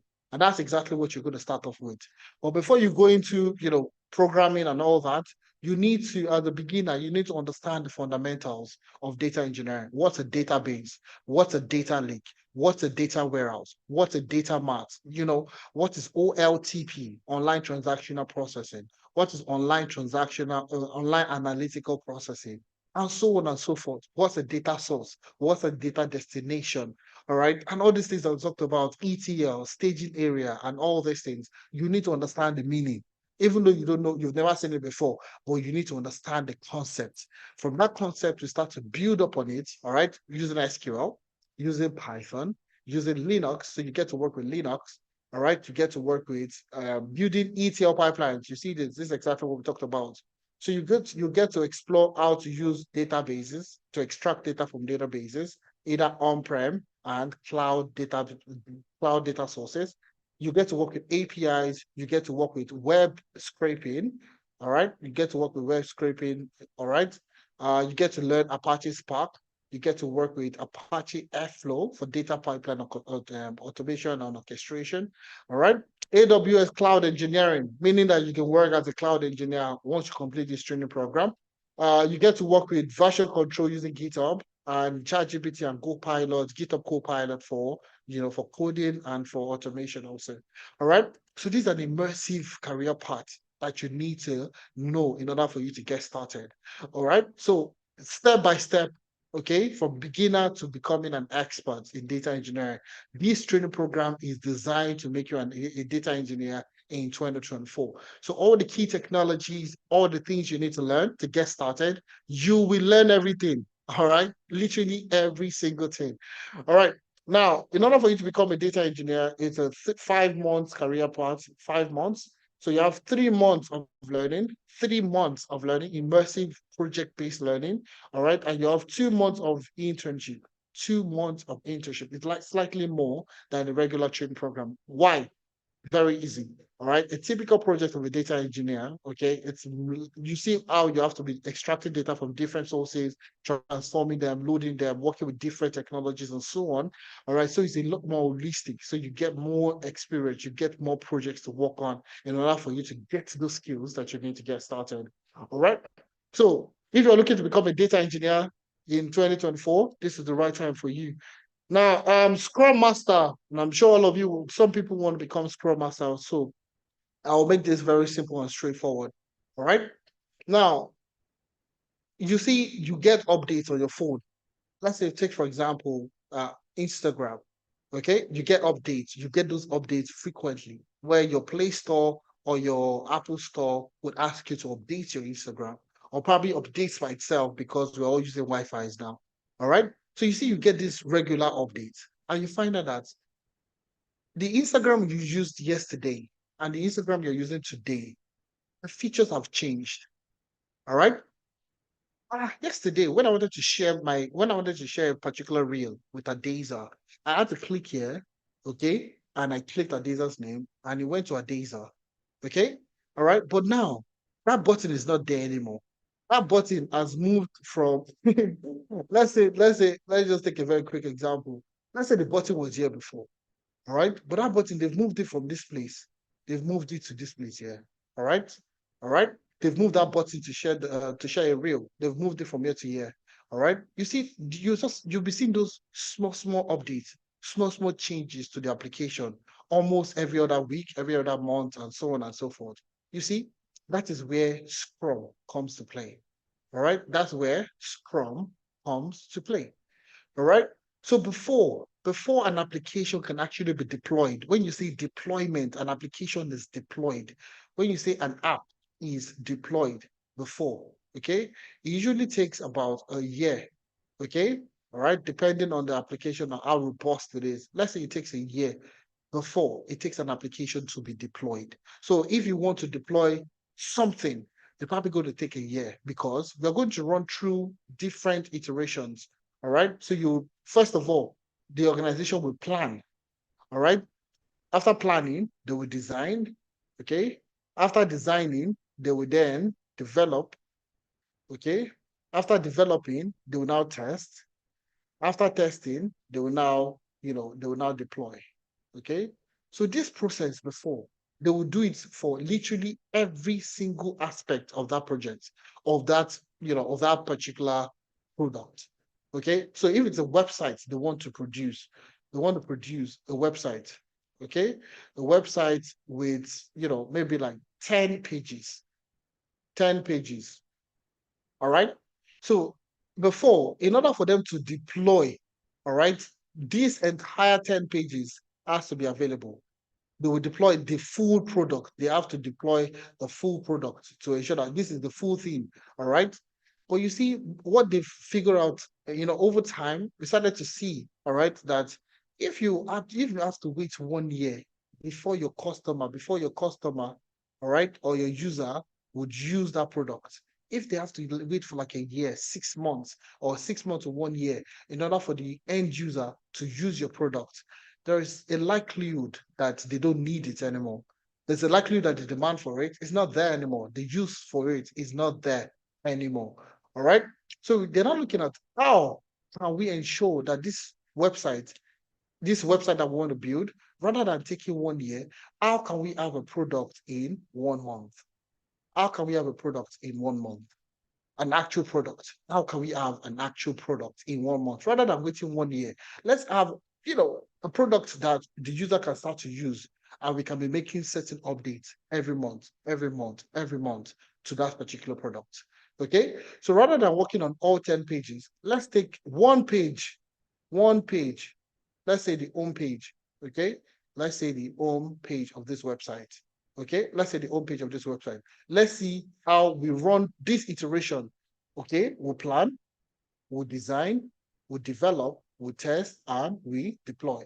So we run through this iteration in 1 month to build the home page. All right. So that's how you now see that product, you don't need to wait. They don't need to wait till the end of the year. Even your Microsoft, like even your Windows, you find out that Windows now, you're getting updates frequently. Before, you had to wait till a year time before a new update is released. And now you now see Windows 99, Windows 98, Windows 2000, Windows this, Windows that. You see that there is no so much, you now have Microsoft 365, all right, that you're getting regular constant update, every month, every 2 months, a certain feature is added. Even your Android phone or I don't know about Apple, I use Android, all right? So on your Android phone, you'll notice that you're getting regular updates, okay? Every 2 weeks, every month, every other week, all right? You're getting a new feature, you're getting a new. So those are the things that the Scrum Master is doing within the organization to see, all right? Rather than taking a long period of time, okay? Usually like a year, like I mentioned, how can we break it down into what we call sprints, okay? All right, into sprints, and use the Scrum methodology to ensure that this particular product, rather than waiting all the way the life cycle to get it done, all right, how can we deploy it faster, more efficiently? How do we solve backlogs? All right, how do we solve backlogs, project backlogs? How do we deal with this, and so on and so forth? All right, so that's the role of a Scrum Master. So every technology company out there, every organization, really, all right, it doesn't even need to be a tech product. It could be anything. It could be top. Let's say you're working with Stanley Cup. If you're in the UK, US, you'll know Stanley Cups very well. All right. So you are working with that kind of physical product. How can we ensure that we're delivering something every month? A new feature, a new this, a new that to that product every day. So they've taken Scrum, the methodology, they've taken it not just within the technology space. Obviously, it was originated for technology and all that, automobile, all right, automobile industry. But they've taken it from that automobile and now deployed it to technology and to other products, across the world. So Scrum Masters are now becoming high in demand, okay, because people are not looking to work slowly. All right, the road to market is fast and very quick. Okay, it's about delivering that thing as quick and as fast as possible. So that's Scrum Master. So what would you be learning in order for you to become a Scrum Master? All right, you get to obviously get introduced to Scrum. You get to work with the Scrum team and artifacts, product backlog. All right, the Scrum artifact, increment, and sprint backlogs. You get to work with Scrum events. Okay, Nexus scaled Scrum, and you also get to learn. You get to prepare for the PSM examination. All right. So the Scrum Master, timeline to learning this is for 2 months, fast, quick, all right, and get yourself into the job market. 2 months, all right. So 1 month of immersive learning experience where you're going to be working on projects alongside learning Scrum, okay, and you have 1 month of internship. 1 month of internship where you're going to be working on real life projects, okay, and using that to gain experience in a real life scenario, how you and the project as a Scrum Master. All right. So you get to work with Jira, you get to work with Trello, okay, and you get to work with all the technologies that you need to work with in order for you to succeed in your career as a Scrum Master. Now, moving on to the next thing, cybersecurity. A lot of people are asking questions around cybersecurity, which is a very interesting career path for everyone looking to get it started. Now, cybersecurity, you need, all right, if you even take a look at you personally, and I'd like to use my recent experience on WhatsApp, okay? So WhatsApp, all right? So you see, majority of people now are using what we call two-factor authenticator on WhatsApp, all right? So you have your password that you use in order for you to go into WhatsApp, all right? You also have another additional layer of security. So, maybe every day you need to put in those password, okay? If somebody is trying to log into your WhatsApp, they need that second factor authenticator in order for them to log in successfully. Now, why would you be doing this? Why would you be putting two-factor authenticator on WhatsApp? WhatsApp is just communication, just sending messages. All right. You don't have any financial data. You don't have, maybe you have your personal information, your name, your date of birth, your chat with other people, so on and so forth. All right. But, let me use, like I said, I want to use my personal experience with cybersecurity and why cybersecurity is very important in any organization. Now, a friend of mine's WhatsApp got hacked, okay? And guess what? Over 5 of his friends were scammed. And I was part of this friend that was scammed. All right. So I got a message from my friend saying that he needed 30,000 naira and he had exceeded his limit for the day. And he wanted me to send money to another person's account. So obviously this guy is a very good friend of mine. I didn't hesitate. All right, guy, I've sent the 30,000 naira to the person you requested. All right. The only reason why, if that guy had asked for 100,000 naira initially, I would likely have sent it. Okay. All right. But thankfully, he sent 30,000. Okay. And thereafter, I came back to ask for another 30,000. And that's where I became suspicious to say that, why is this guy asking for 30,000 in trenches? Why not just once? All right. Why did you ask me to send again? All right. So that's why I started asking him personal questions. Like, guy, how far waiting this up? Where you did? Do you understand? Have you gotten, asking him questions that, no other person would know the answers to. And that was when I knew his WhatsApp was hacked. And obviously, they are defrauded 30,000 naira from just one individual, and they did that with over 5 other people. All right, that same number. Now, if a person's WhatsApp can be hacked, and just a regular person could be hacked, and just about 5 of his friends were scammed in under 24 hours. Now, imagine if that kind of situation happens with an organization with 2 million customers, or 5 million customers, or 1 billion customers like Facebook. All right. Now, or over 1 billion customers, over 2 billion customers like Facebook, Instagram, TikTok, and the rest of them. You see, that's why cybersecurity comes to play. Because if scammers, hackers, and all these threats, can get their hands on the business data, they can use it to perform fraudulent activities. They can use it to scam people. They can use it to, to threaten people, and so on and so forth. So, over time, we've seen the demand for has increased, because every activity that is happening is online at the moment. Everybody wants to work remotely. In order for you to work remotely, you need to access the internet. All right. So over time, you've seen the demand for cybersecurity, cyber threats increased exponentially. And that is where you need, the demand for cybersecurity analysts also increase exponentially as the supply, the demand also continues to increase. So cybersecurity, what do you need to learn to become a cybersecurity analyst? Okay, number one, you need to get introduced to it. You need to understand the regiment. What is cybersecurity? All right, what does it entail? The key fundamental techniques, technologies that you need to work with. All right, you then move into a foundation of computing and networking.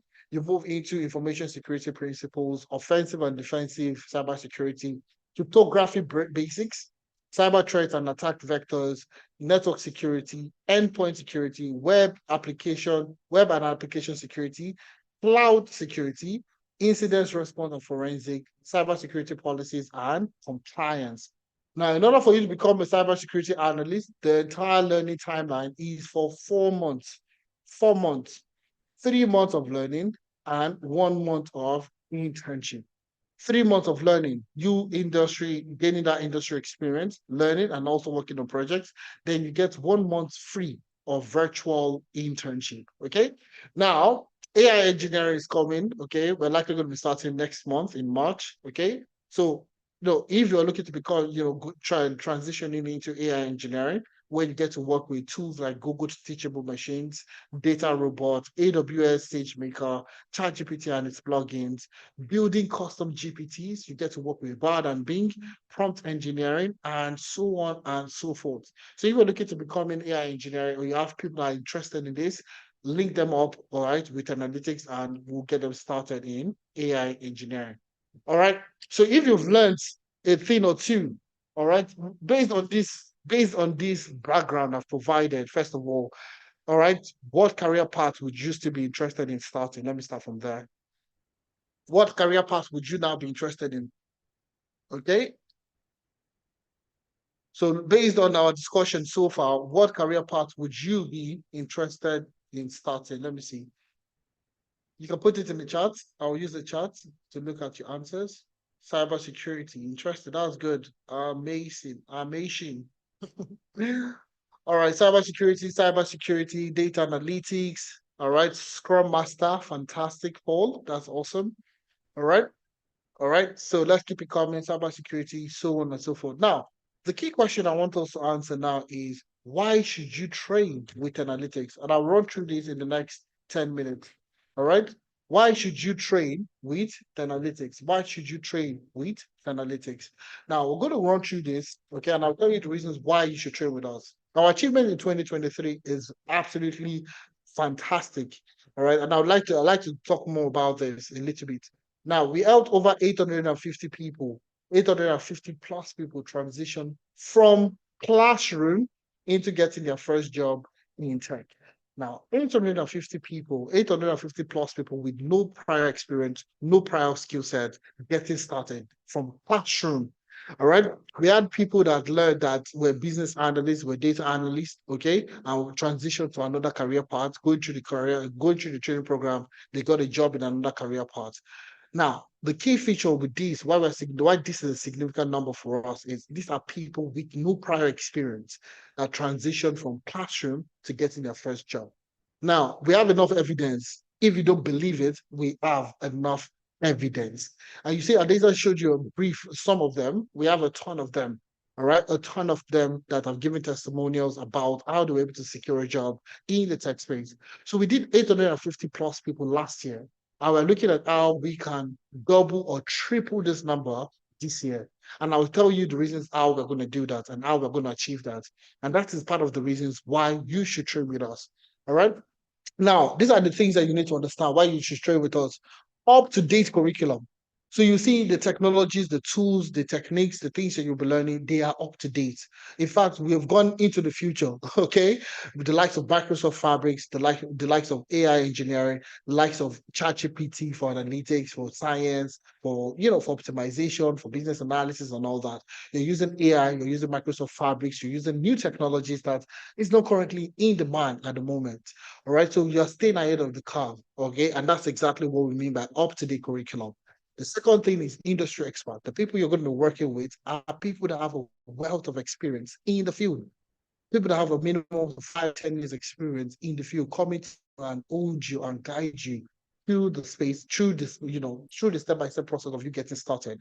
Now, moving on to the next thing, blended training delivery. Blended, when they say blended, a mix, okay? So we have two types, okay? We have the live classes, all right, on one hand, and we have the self-paced curriculum, okay? So it's a mix of live classes, okay, plus what we call Watch Me Do It video, WMDI. Watch Me Do It videos. All right.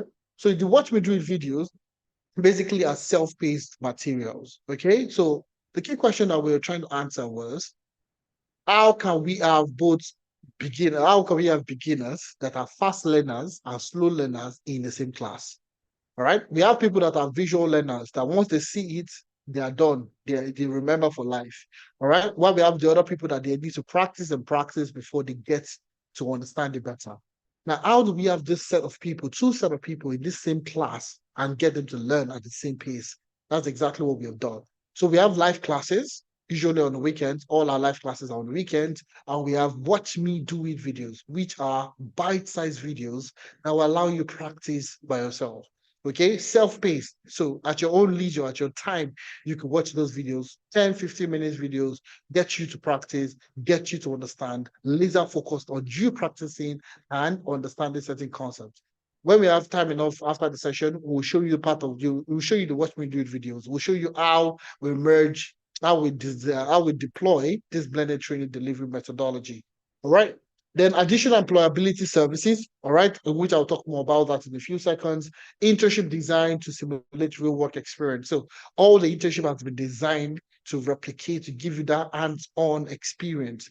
The learning curve, the learning materials are project-based, but the internship also is more immersive in the sense that during the training program, you are putting out your own training wheels. All right. When you're riding a bicycle, you're on training wheels. That's what you're doing during the training program. So you have mentors, you have coaches, you have facilitators that will guide you. But during the internship, you're all by yourself. Okay. You get a little bit of guidance here and there. But the whole idea of that internship is to see how you can stand by yourself without the training wheels. How can you ride a cycle? How can you run without the training wheels? So when you combine all these together, up-to-date curriculum, working with industry experts with a wealth of experience, blended training curriculum, working with live classes and Watch Me Do It videos, additional employability services, and the real life simulated work experience you get from the internship. You become an industry-ready tech professional. Right? Combine everything together is what guarantees you that experience. Now, how do we now position you? Now that's why you should train with us. But now the key question is, how do we now position you for success in the job market? How do we ensure you get the job? Okay, that's the key thing for the success. That's what we mean by success. How do we ensure you get the job after the training program, or even before you've completed the training program, or a few months after the training program? Now, level one, we have CV review. So we're going to help you review and revamp your CV. That's the first thing we're going to do, because you can't be using the same CV you're using to apply for jobs before and we're getting you those rejections. You use it to get a job. Impossible. All right. So what we're going to do for you is to revamp and review your CV. So your CV is like you So if you're not looking beautiful and handsome, you won't get toasters, you won't get people attracted to you. That's your CV also. So if your CV is not attractive, let me tell you one statistics just between us, okay? Recruiters only take 6 to 10 seconds to look at your CV. 6 to 10 seconds, all right, to look at your CV. Tell me do you know what they're looking at? They're not looking at the design. A lot of people think it's design. I need to go and put a lot of colors, a lot of formatting. No, they are looking for certain words. Not 6 seconds. They're looking for words. They're looking for certain keywords. And it's between 6 to 10 seconds. If they don't see it, they are dropping your CV. Better still, all right, better still, that 6 to 10, they also use technologies. They use what we call the ATS, okay, applicant tracking software. So if you're applying for a job, okay, obviously most roles we get about 1,000 plus, 500, 800, 1,000, 2,000, 10,000 applicants. Do you think the HR professional, the recruiter would look at 10,000 CVs? No, they use a system called the applicant tracking software or system that is used to weed out CVs that are not good. All right, CVs that don't have certain keywords. So how do you essentially the long story short here is we would help you review and revamp your CV. All right. I don't have experience. I'm just getting started. I was working in care. I was a pharmacist. I was a doctor. I was this. I was that in my past life. Don't worry, forget that. What we're going to do, we're going to help you refurbish. Okay. When I say refurbish, you know what refurbish is. So you have a structure, all right, but we'll build on that structure and make it more solid. That's exactly what we're going to do. LinkedIn optimization, very key, very beautiful way of you getting a job. LinkedIn, very, very wonderful way. All right. So LinkedIn works like search engine optimization. So if you know SEO, okay, when you go on Google and you search for something, Google will recommend the best results to that your search. That's the same thing with LinkedIn optimization. So if your LinkedIn is not optimized, okay, when a recruiter goes in on LinkedIn to look for a particular candidate for a role they are looking for, your profile will not pop up because it's not optimized. All right. But after optimization, once certain rule comes within that new niche, business analysis, business systems analyst, data analyst, you see your profile will pop up. And that's how you now start getting what we call emails, all right, from recruiters. All right. So currently you'll be getting emails. If you check your email and if you check your LinkedIn and you're not getting emails from recruiters, your LinkedIn profile is not optimized. Even if you don't certify, even though you don't specify that you're looking for a job, they will still send you emails. All right. That's if once your LinkedIn profile is optimized. Upwork optimization for freelancers looking to get into freelancing. Upwork is for you. It's a platform built for freelancers. You can just Google them, Upwork freelancing. So if you look in any of the spaces that we're talking about today, all the 8 career paths that we talked about today, if you're looking to work freelancing, Upwork is the platform. So what we're going to do for you also is to optimize your Upwork platform, your Upwork profile. All right. Now, moving on to the next thing, navigating the job market. So how do you navigate the job market? What kind of roles do you apply for? So many people, all right, will learn data analytics and feel deep down within them that they can only work as data analyst. And they will go online and only search for data analyst roles. And I would like to, what has really made us successful in getting people jobs is teaching them how to navigate the job market, telling them the kind of roles they can apply to. All right. Telling them how to compose a very compelling, cover letter. All right, teaching them how to navigate the job market, where to apply for jobs, the types of jobs they can apply to, contracts, full-time, all right, freelance opportunities, and so on. Where do you even get this opportunity? Where do you apply for this job? Where do you get this sort of opportunity? How do you navigate? How do you get remote jobs? All right, those are the things that we do during the navigating the job market sessions. Now, the next thing is job and interview preparation. Now, guess what? If you have a good CV, all right, you have a LinkedIn optimized, all right, you have an Upwork profile optimized, and you know how to navigate the job market, you will get recruiters chasing after you. Now, them will they rush you. They will literally be rushing you. You will get interviews. All right. All right. Now, that job interview, we will prepare you for the interview. You won't go there empty-handed, okay? Doing guesswork like every other person that is learning by themselves. What will separate you is we prepare you for that interview. You've never interviewed as a cybersecurity analyst. How do you know the kind of question they're going to ask you? All right. You've never interviewed as a business analyst before. How do you know the kind of questions they would ask you? Adesa talked about the seat approach. Tell me about yourself. Some people go and tell very, very funny stories about themselves. Oh, my name is Ifemena April. I am the eldest brother of 7 children. I am this, I am that, things that are not relevant to the job. All right. So how do you tailor a compelling story about yourself? When you ask those questions, tell me about yourself. How do you answer those questions? Very interesting. Now, also, how do you answer situational based questions using the STAR technique? Tell me about a time you did this. Tell me about a time you used ChatGPT, or how you use Microsoft Fabric, or how you use Excel, Power BI to do this analysis, and so on. All right. How do you answer this kind of questions? That's what we're going to teach you. So every time you have a job interview, we prepare you for that interview. It goes without, it's literally when we finish it, you'll see it's exactly that's in a Google Classroom where you have all your materials. That's the first thing you have there. Interview preparation is of optimal, like it's the most important thing in the process within Analytics. Now, the next and last thing is recommendation and reference letter. Now, once you apply for jobs, once you even go through the interview process, you finished everything, most recruiters and most employers would need a recommendation letter. And let me tell you this now, majority of the people that are struggling to get a job is because there is nobody standing in for them. Take, for example, somebody learning data analytics on YouTube. You learn Excel, you learn Power BI on YouTube. All right. We are currently working as a customer care representative. Do you think the current employer where you're working is going to recommend you for a data analyst role to say that you worked as a data analyst as a customer? It's impossible. It's not going to work. So that's why you see a lot of people struggling to get a job. A lot of people thinking that, oh, I need Canadian experience, I need UK experience. They now go and get, menial jobs and some other kind of job because they want to put that job role on their CV because they are looking for that kind of experience. Absolutely nonsense, absolute garbage. Okay. So what we do for our people is you can claim experience from Analytics. So we have our virtual offices in Canada, in the US, in the UK, and back home in Nigeria. So you can claim experience. Even if you're not in these regions, you could say you're working remotely for Analytics. And thereafter, we will provide you with that letter of recommendation.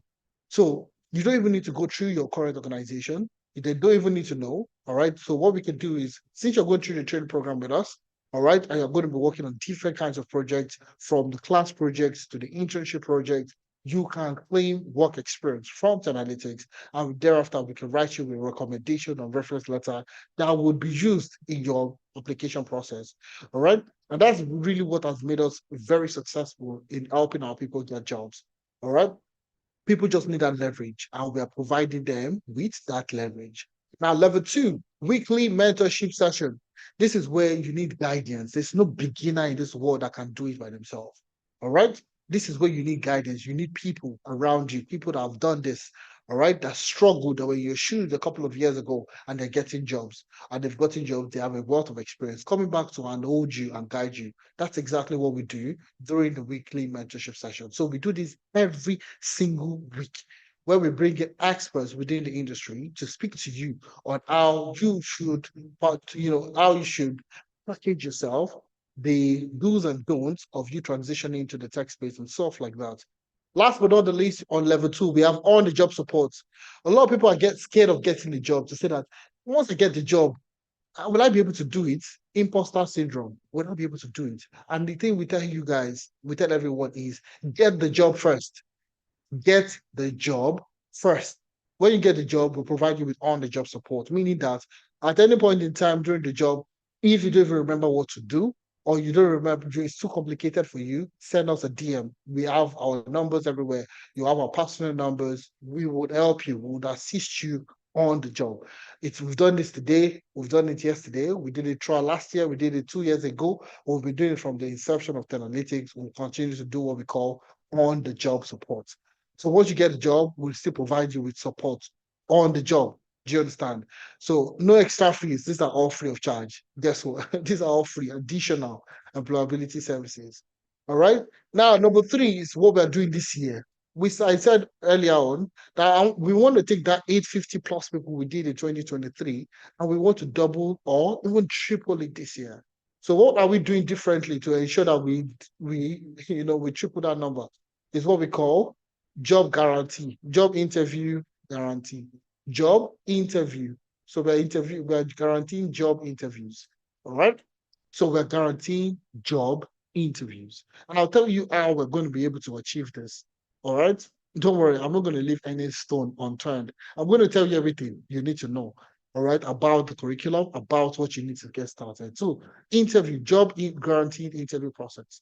Now, the internship experience I talked about, okay, you can add it to your CV, okay? You can tell recruiters that you are currently working with analytics, all right? It's a 1 month or 2 months immersive experience, internship experience. You can add it to your experience, you can add it to your CV, tell potential employers or recruiters that you are working with analytics. All right. You get 1 month to own your skills. You get to work on more real life projects. All right. And you get a project review with an expert. Project review with an expert, an industry expert. All right. So that's how you build your confidence. That's how you build experience. That's how you get the things that you're looking for. So we'll provide you with all you need to know in order for you to get started. All right. Now, the new addition for 2024, I told you we're looking at job interview guarantee, okay? That will guarantee you interviews that will then lead up to your job. So how do we achieve this? Number one, the body mentorship sessions, okay? Body mentorship hub, okay? The body mentorship hub is basically part of our alumni. I think we have one of the best alumni network, okay? People that have gone through analytics, okay, that have gone on to get jobs. Like I said, this year we did about 850 plus people. All right. Last year we did over 500. All right. Oh, no, the year before that, new people from classroom to the workspace, we did over 500. But in total, okay, in the last 2 years, we've done about 2,000 people. All right. In short, now these people are looking at how can they come back to help people. People that are, people join this mentor. Some people even joined the masterclass, like you're joining at this point in time. They took the training program and currently they're working in their desired career path. And they never thought they would be, they never thought they would be doing. But now they are coming back to see how they can also help other people get started. All right. People that are finding it challenging, how can they help? How can they provide help, support, okay, to ensure that you get a job? Okay. So we have people in Canada, in the US, in UK, in UAE, in literally in Nigeria, in Cameroon, in Zimbabwe, and so on. All right, we have people scattered across the world, and they are willing to come back to and hold you and guide you through the process of you getting your own job. So that's the body mentorship hub. Okay, all alumni is coming back to give back to to analytics participants. Now, enhanced internship experience, you get to work on more real life projects. So that's the whole thing. You need that internship experience. A lot of people are looking for free internship. All right. But we provide it for free, okay? And you get to work on very immersive experience, internship experience that you can put on your CV and you can use in getting your desired job role. Now, what we are doing differently this year, okay, is partnerships, okay? So we've secured some partnerships already, and some of them are still currently in the pipeline. And what we're doing essentially is building a job pipeline. So these recruitment firms, the likes of Ace Recruitment, Robert Ave, Avinash, all the way to Tech Systems, these guys are recruiting for tech roles every time, every day, every week. All right, new roles are coming up. So what we're doing is we're training participants, upskilling them, and we're transferring them into the pipeline to the recruitment firms and recommending them for these roles. So we're recommending them for the roles of the data analyst, business analyst, so on and so forth, and getting them into the desired job role. So this is what we're doing this year differently to guarantee job interviews. All right. So all you need to do is to go through the training program curriculum, do your projects, do your assignments, learn as much as you can within that period of time, and we recommend you. And thereafter, you get the interview. We prepare you for the interview. You get the job. even though you don't know what to do, even though you're still confused, you can't stand by yourself, and you need a bit of training wheels, we offer you with all the job support. So you need all the things that you need at your beck and call. This is literally it. This is literally like a green card for you to get started. All right. All the support that you need is literally at your beck and call. All right. So that's exactly what we're doing. And you see, when we say we have evidence, people getting jobs last year, just in 2023. We have people that got jobs in 2022. But if we bring those numbers, if we bring those people who said that 2 years ago, that's a long time ago. All right. Even though it's still relevant. But what we are doing now, we're bringing in people that got jobs last year. 2023, people getting jobs in the UK, in the US, in Canada, and across the world. Roles that they never felt they could take on, that they never felt they could do. But now they're in those roles. Some of them got full sponsorship. Some of them got, salaries that they never thought they could be getting. All right. And these are people with no prior experience. No prior experience. You know how interesting that is? People that, just picked up the interest. Oh, I want to become a data analyst. I want to become a data scientist. I want to become a data engineer. I want to become a cybersecurity analyst this year. And they chose analytics. And obviously, the story is very short from there. Now they're currently working as that desired career path. Do you think these people will be thinking about their investment in themselves? They would just be happy that, oh, they got a job as a business analyst. But one thing most people don't understand is the investment in personal development. Investment in personal development. So now they developed themselves and their salary increment. Okay. I think one funny thing, one also good thing is they never come back to say that analytics, you helped us get this job, take this bonus. But we don't even care about that because the key thing for us is to get more Africans into the tech space. All right. And I can tell you for free that if you ask any of these people, tell me if you have an African on your team, the likelihood is a very big no. Okay. So the key thing for us is how do we get more Africans into the tech space? And we want to do more in Canada this year. All right. We want to do more in Canada. We want to do more in the US. We want to do more in the UK. We want to do more literally across every region. All right. We want to get more Africans into the tech space. We want to dominate. So a lot of people out there are looking to transition, but they don't know how to get started. And that is why we built a platform to an old people and guide them through rudiments on how to get started. The only thing you need is you. All right. And for you to get started. So now we are going to be starting a session. We're going to be starting a new cohort next month, 3rd of February, 2024. All right. We're going to be starting a new cohort 2024. Now, why have you not registered? That's the key question. Why have you not registered? You're looking to get started in, to becoming a tech pro, a tech sis this year. All right. You want to become a data engineer, data analyst, cybersecurity, scrum master, whatever it is. All right. Why have you not registered? Okay. Join our next cohort on the 3rd of February, where we would be starting the desired career path in any of these career paths.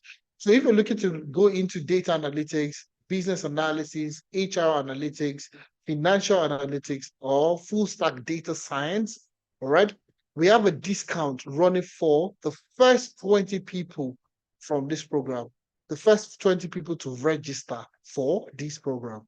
So if you want to choose, if you're looking to get started in data analytics, business analysis, HR analytics, financial analytics, or full stack data science, you want to become a data scientist, the full amount is $750 or £625 equivalent. Okay. But you could pay the discounted fee, which is only available for the first 20 people. The discount fee is only available for the first 20 people. The first 20 people. So rather than you paying $750 US dollars, you could actually pay $600. So you're getting a discount of $150. Rather than you paying £625 equivalent of $750, all right, you could actually pay £500. Now, the good thing about the discount is you can also pay in installment. You could also pay in installment. All right, you can pay in installments. So you see the $600, all right? Rather than you paying the full fee, $600, you could actually pay $450 for the first installment. And the second installment of $150, you can pay 1 month into the training program. All right. So you can pay in installment to make it more flexible for you to ensure you start with us.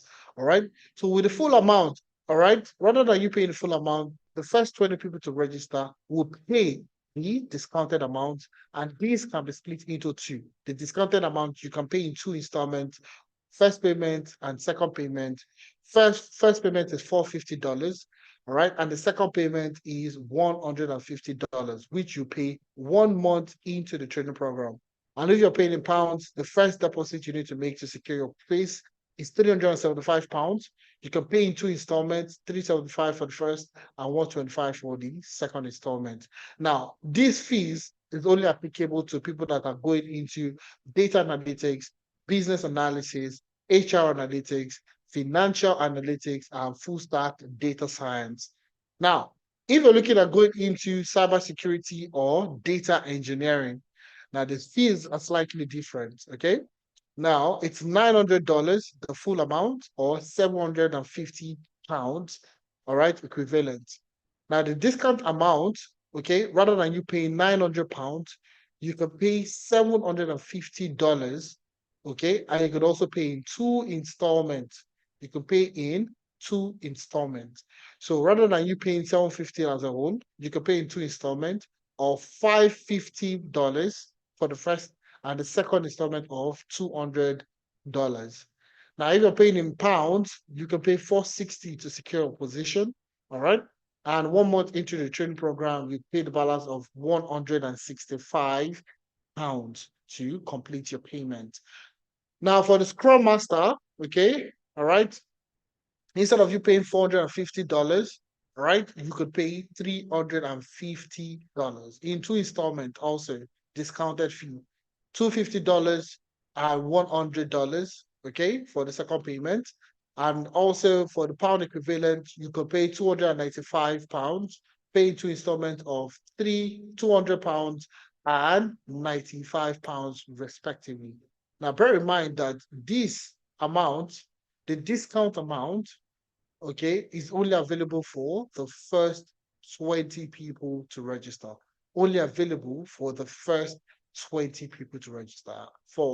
Once we get 20 people into the classes, every other person that is registering would have to pay the full amount.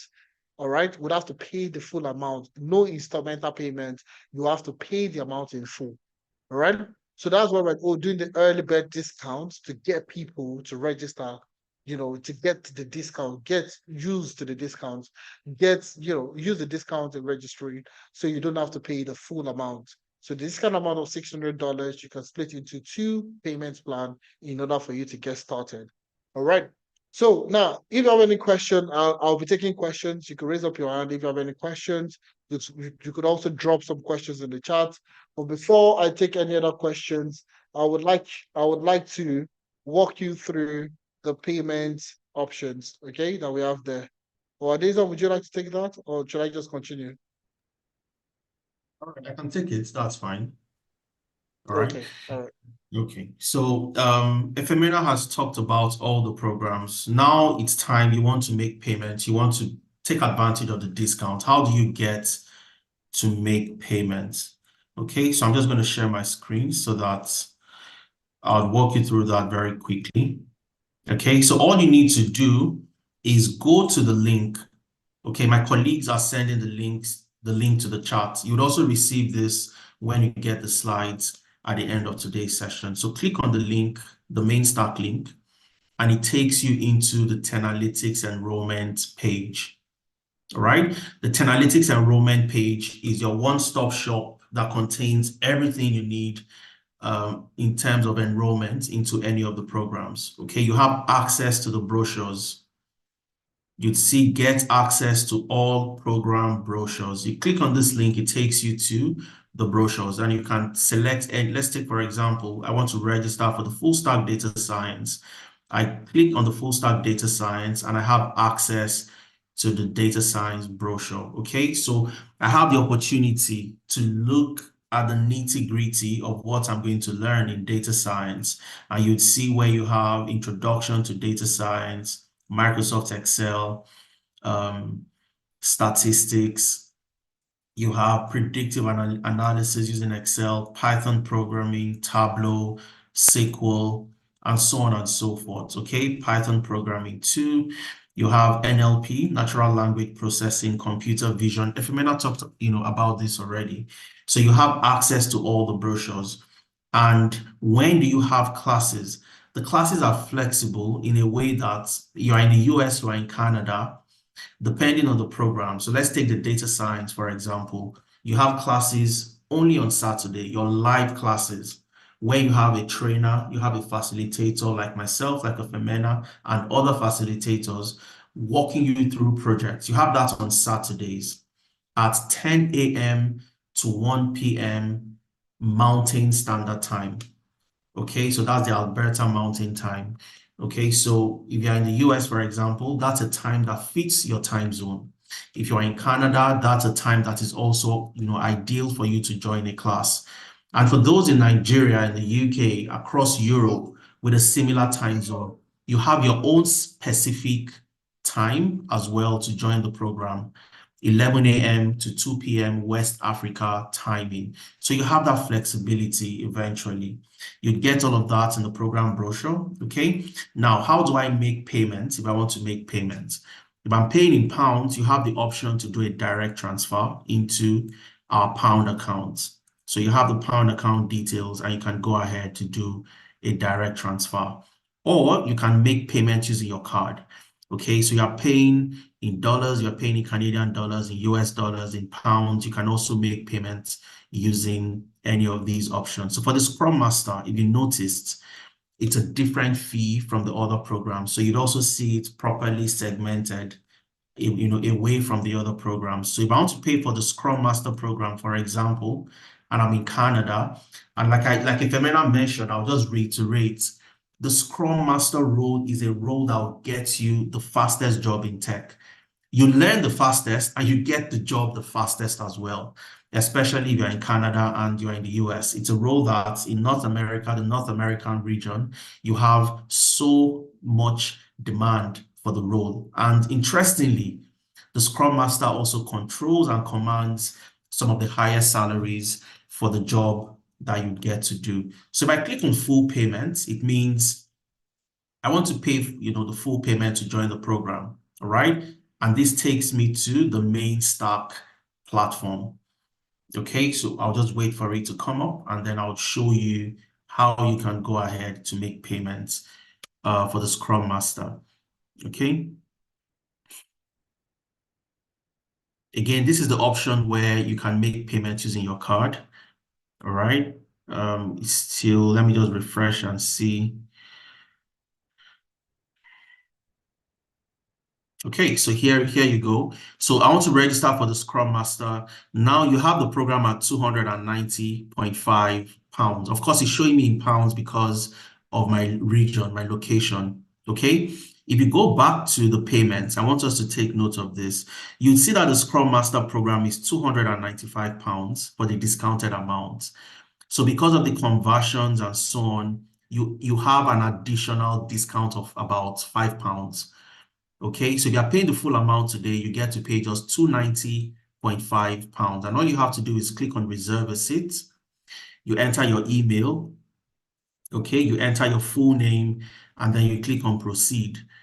Enter your card details and then you get to make payments. Once you make the payments, you receive an automated receipt into your email. And you take that receipt, you go back to the Tenalytics enrollment, and right at the top of the page, you have where to upload your receipts. Okay, and you click on this link, you fill out the form, upload your receipts, we get your details, confirm your payment, and you receive a confirmation email from us. All right. And after the confirmation email, a week before the program starts, you also receive a welcome kit. The welcome kit contains all the materials you need for your classes. you register for data analytics. You have the links to download and install Microsoft Office, install PostgreSQL, install Microsoft Power BI, and so on and so forth, okay?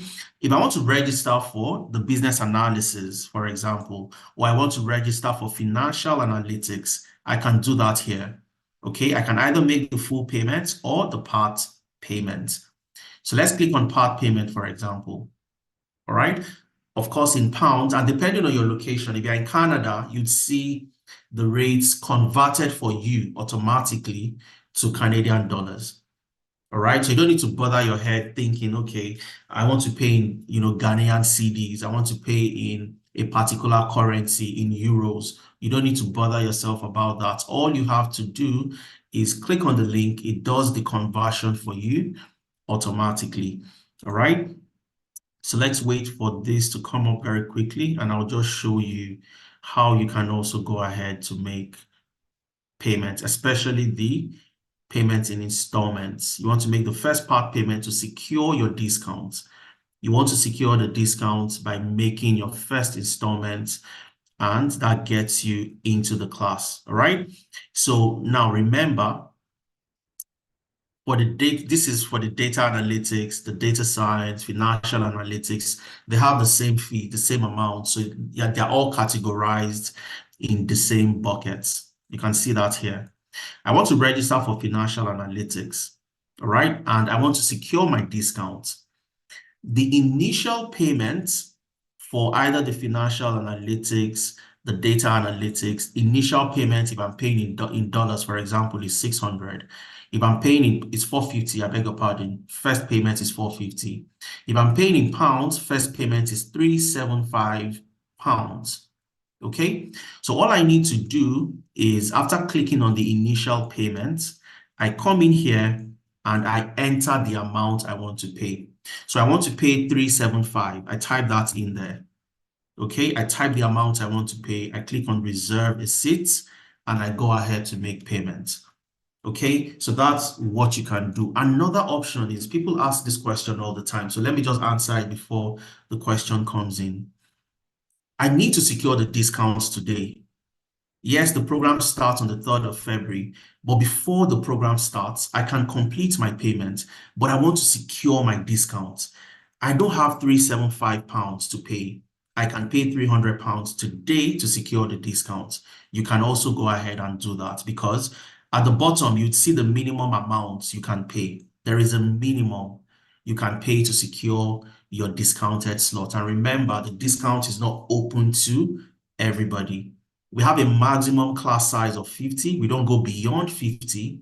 And out of the 50 people in class, 20 people would get access to the discount. So ensure that if you want to get into tech, you've always wanted to do this, take advantage of the discount and be a part of the first 20, okay? So you select the amount you want to pay, you enter the amount, click on reserve a seat, enter your details, your card details, your name, your email, and you can go ahead to make payment, okay? Lastly, data engineering is the same process. Now, for those who want to pay in Naira, there's the option for you, and we use the Paystack platform to do that. Okay, the Paystack platform, all you have to do, click on the link, full or first part payments.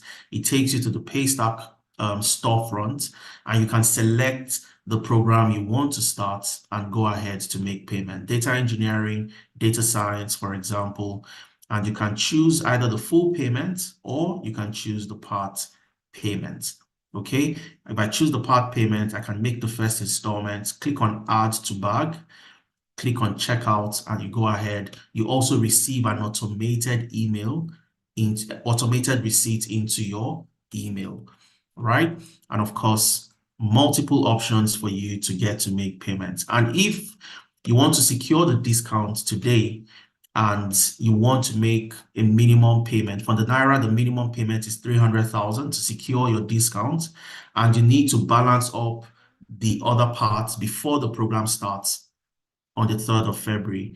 You can also do a direct transfer to the Naira bank account. Okay, so those are all the options you have to make payment, to be a part of the cohort that starts 3rd of February 2024.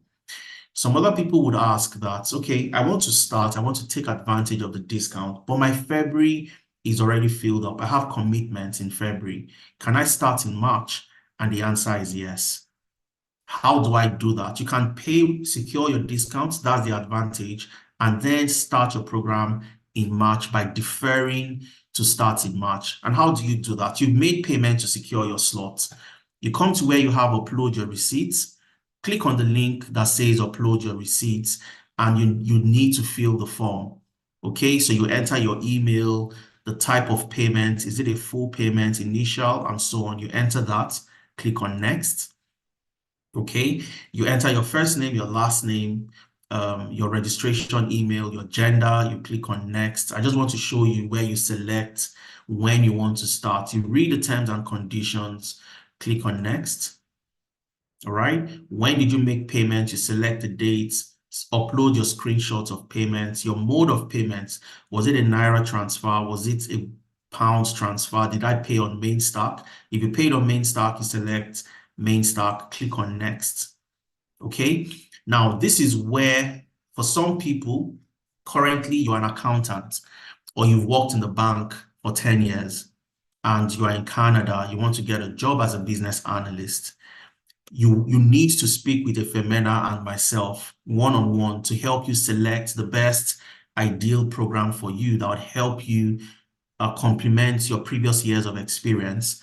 You secure the discounts, make your payments, make your initial deposits, and when selecting the program you registered for, remember, you haven't made up your mind. You need to join something we call a clarity session one-on-one if you have those type of questions. And the clarity sessions happens on Tuesdays. Okay, so instead of selecting a specific program, all you need to do is select, I need to speak with a professional. And on Tuesday, we're going to schedule a session for you where we get to listen to you and help you decide on the specific program that you would love to join. Once you've done that, click on next, and this is where you select when you want to start. So the cohort starts on the 3rd of February, but let's assume your February is filled up. You have commitment. You can't start in February. You select what? March. Okay, so you can defer to start in March. And you'd have done something brilliant because you'd have secured your discounts for this month, but you're starting in March, which gives you that leverage to prepare, get your mind right, ensure that you don't have any commitments, and you can focus on the program squarely. Okay, you go ahead and submit this form. We get the details, confirm your payment, and then we will make that arrangement for you. As an alumni, is it only the discounted mentioned by Suleiman? Okay, no, as an alumni, you get an additional discount. All right, usually at around 5% additional discount. Okay, so all you can do, Bonita, just send an email. Okay, Elijah has dropped the email. Just send an email to nene@tenalytics.org or nene@tenalytics.io, and she will make that concession available to you. So we're going to take questions before we wrap up our session for today. Okay. Yeah, Marian is asking, what if I want to join later in the year? Unfortunately, Marian, the discount is not available till the end of the year, and you want to join towards the end of the year. We have cohorts running every single month. January 6th, we started a cohort. February 3rd, a new cohort starts. 2nd of March, April, May, up until December, would have new cohorts begin, but the discount does not run that way. The discount ends the moment we get 20 people in this session. So what you can do, Marianne, is you can secure your discounts, and then we'll look at the options for you to make your deferment and see when exactly you would like to start eventually. All right. So let's take questions before we call it a day. If you have questions, feel free to raise your hand. We'll call you up to unmute yourself and ask your questions, or you can type your questions in the chat. And I also want to show you something very interesting before we call it a day. I want to show you how you learn in class. Okay, exactly how you learn in class. I'm going to show you how to do that. All right. Let me see.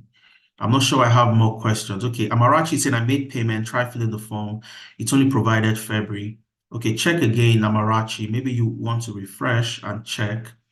You should have the option. But if you have any challenges at all right, it's not a problem. Don't fret. Don't bother yourself. Don't worry. We are here for you. All you have to do is reach out to us on any of these channels. You can send us an email to enquiries@10analytics.io, or you can send us a message to any of these numbers, and somebody, one of our data customer success associates, would respond to you.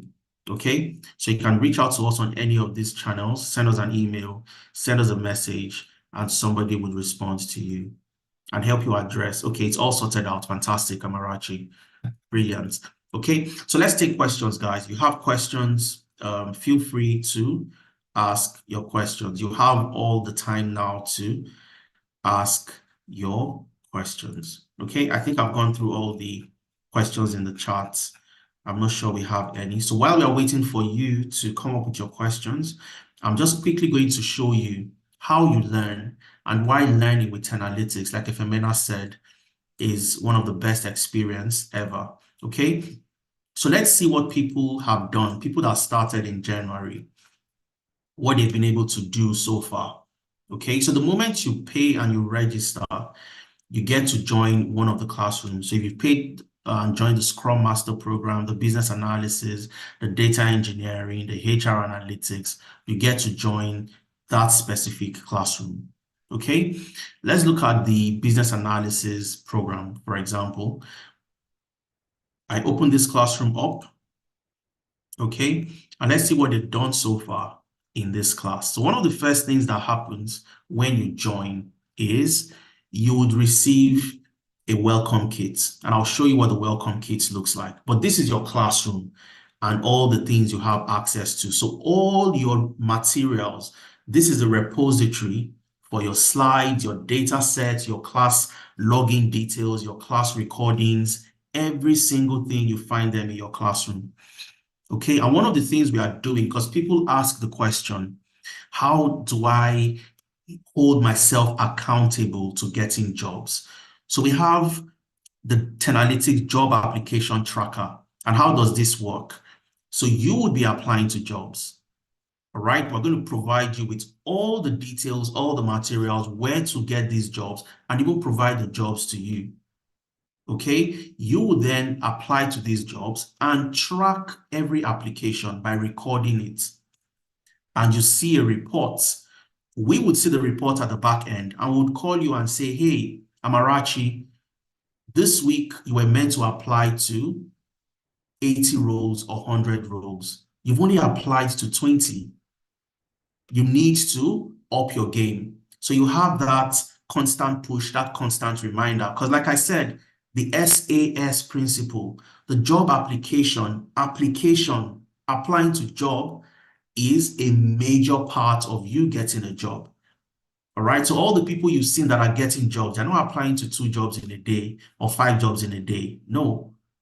All right. And you need to hold yourself accountable. And we would also hold you accountable with the 10Analytics application tracker. And you can see you have the interview clarity session. You have an interview, you book your interview sessions here. Automatic, you click on the Calendly link. It takes you to the link where, okay, I might have to log in to see this. Let's try this. Okay, you click on the Calendly. It shows you where to select the dates. Okay, you click on the date that is suitable for you, select the time that is also suitable, and then you enter your name, enter your email, and you provide details of the job description, the job title, the company name, and somebody would meet you at the time you have selected to prepare you for this particular interview. Okay, having said that, let's go to the very beginning of what you'd see when you join the program. All right, so if you get a welcome kit, and like I said, the welcome kit, only people that have paid to join the program receives the welcome kit. It contains all the things you need to be a part of the class, your lesson plan, the tools. You would receive a welcome video, welcome message from myself and Phemena. You would also get to understand how to navigate your classroom, how to download your recordings. You have your lesson plan, when your classes would hold, the time, and so on and so forth. And of course, you have the links to get to download and install Microsoft Office, PostgreSQL, Power BI, and so on and so forth. You receive these welcome kits, and then you have your very first Excel class. And when we say that the programs are project-based, I'll show you what we mean by that. Okay, so every single class, you have your login detail to join the class. And after the class, you get the recording to that class. So even if you missed the class on that day, you have the opportunity to go back, watch the recording, and experience everything that happened in class, all the questions that were asked, and every single thing. So you don't miss anything eventually. You have your class materials and slides, and you can access this eventually, okay? So now, let's click on this particular document, the Microsoft Excel class, the very first thing you're going to be doing in class. So Microsoft Excel, you would understand the Excel environment. That's where you're going to start from. You're not going to start analyzing and doing complex stuff. No, you start from the very, very basic, understanding Microsoft Excel. What is a header? What is a ribbon? What is an active cell? You know, what is a row? You understand all these things in Excel, the basic functions, the sum function, the average function, and so on and so forth. All right. Once you are done with this, you then have to work on a project. And this is the project-based learning that we deploy at Tenalytics. So you'd see the project, and your very first project is a case study for a company that produces eco-friendly electronics called Glow Gadgets. All right. So you're going to work on this project, helping them answer key questions. What does a company spend each month on paying employees?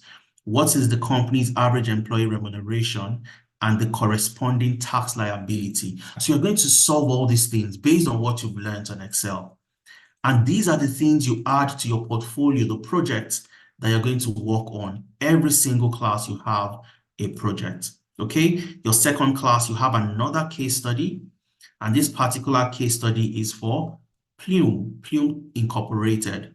Okay, Plume Incorporated is an e-commerce company, and you help them solve key problems as well as a business analyst. The objective of this particular case study is to understand the customer's preferences, the type of products that they like, how they like to shop, how to improve customers' cart conversion. So once customers have added products and items to their carts, how do you ensure that they go ahead to make payments for those products eventually? All right. So you have this project-based learning, and every single tool you learn, you get to do your presentations. As a business analyst, as a data analyst, anybody who's going to work with data, you need to know how to present. So the presentations are also a very important part of your program. And this is where you form a group. You form a group of 4 people per group, 5 people per group, and you work on the case study together, and you come to present your findings. Okay, you have your mentorship sessions. You have the Watch Me Do It videos. Like I said, the Watch Me Do It videos are those bite-sized videos that helps you understand key concepts that you can watch and learn on your own before you join a live class. All right, so you have Excel videos, Power BI videos, SQL videos. And why are these videos important? If you miss a class that is 3 hours, a 3-hour long class, it means you have to go back to watch the recording for 3 hours.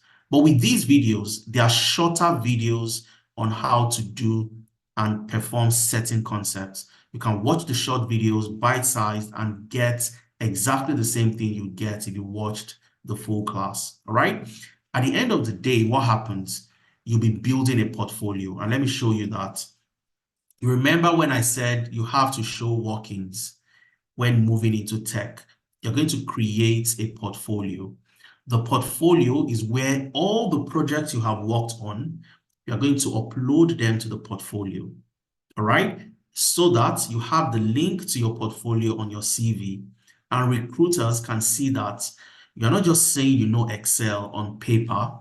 They can see proof of work, proof of the type of projects you have completed, and you have that in your portfolio. Okay? Before I leave this platform, I'll just, talk about the drop-in sessions and why the drop-in sessions are very important. The drop-in sessions are sessions designed to address any challenges that you have or you had in the main class. So let's assume you missed a class on a Saturday and you've watched the class recording, but you're not quite good with completing all the things you've seen in class. Out of 10, you can only complete 6. There are 4 aspects that are giving you problems. The drop-in sessions are organized during the week where you would join the session. You have a data coach, you have a facilitator, a trainer that will be on the session with you to help you address those problems that you have. Why do we put all these things in place? It's simply because we know that you are new into this space. You are transitioning. You've always done something different. So you will face challenges here and there when learning specific tools, specific concepts, all right? What you'd find typically when you watch videos on YouTube, you watch, videos and so on and so forth, is you get stuck and there is nobody to help you out. I faced the same problem. Efemena faced the same problem when we were transitioning. We learned something, we are watching the video, we do exactly what we see play out on the video, but we get, errors and we don't know what we have done wrong. And we stay on that error for 2 weeks. Nobody to tell us that this is your mistake. Usually the mistake is always something very little, right? So you don't face the same problem. We've gone through all of that and we know where your problems would come up. And we put in all these mechanisms to ensure that your drop-in session is designed to address any of those issues. Not by telling you to go and watch a video, but by sitting down with a data coach or your class coordinator or your trainer to helping you address the problems you have. So you don't take a problem from a previous class into another class. And that's the beauty of the drop-in session. So like we always say, and Efemena had mentioned as well, the programs are beginner friendly. So you're a beginner, you've never done this before. You have all the support system to get you from ground zero into getting a job in tech. And that's what we've done over the last 4 years. And this year, like Efemena mentioned, we are looking to do a whole lot more, bringing in more Africans. We go into different organizations and we can see people that look like us, that look like me, holding key areas in those companies. And that's the focus for us. All right. So I've not seen anybody's hand up for questions. I've seen payments coming left and right. Like I always say, you want to start in March. You have commitments in February. Take advantage, register for the discounts. Okay. And for those who have more questions, you have questions that are specific to, oh, I have 10 years, 15 years experience in strategy. I've worked in the bank for 10 years or 5 years. What program do I need to join? Okay, we take those questions during the clarity session on Tuesday. Secure the discounts, fill that form when you're uploading your receipts, and instead of selecting a specific program, simply select, I need to speak with a professional. You're going to see me in the session, you'd see Efemena in the session, and we can have a more one-to-one conversation and tell you how to, the best program for you to select and how you can select those programs eventually. And I would end by giving you an example of a gentleman who worked in Nigeria as a banker. He worked in the bank and he moved to Canada, Ontario, and he needed to get a job. He tried to get a job for about 1.5 to 2 years, and he couldn't because he was looking for a job in the bank. So he came to our masterclass, just something like this. He paid, but he wasn't sure of the program you register for. So we met during the clarity session, and he asked the question, hello guys, I have 10 years experience. I worked in the bank in Nigeria, but I can't get a job in Canada. What do you think? At the end of the day, we walked him through, he registered for the business analysis program, and today he works with Scotiabank in Canada.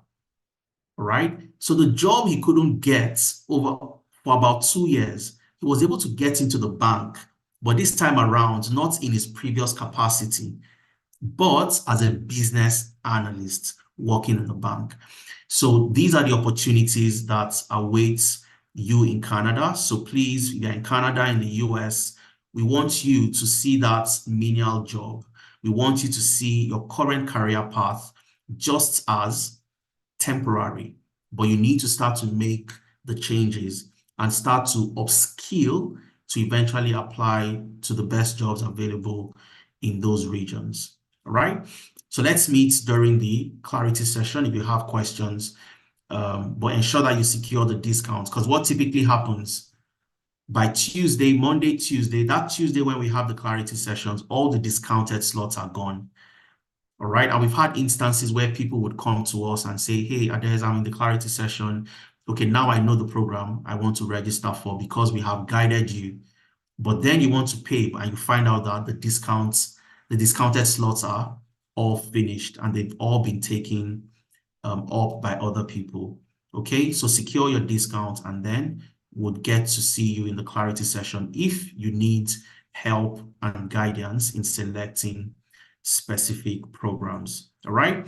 So of course, when you receive the slide, also read all the articles featured by major publications, Nairametrics, Business Day, talking about the amazing work we've done over the last 4 years. All right. And of course, make sure you also read through the transition story. People talked about remote jobs, asked about remote jobs. Victor worked from Nigeria, Lagos, Nigeria, worked for a company called Hugo in the US, in Chicago, Illinois, worked remotely. He was earning in dollars and he was spending in Naira. And you have so many people. Same with Abdul Rashid.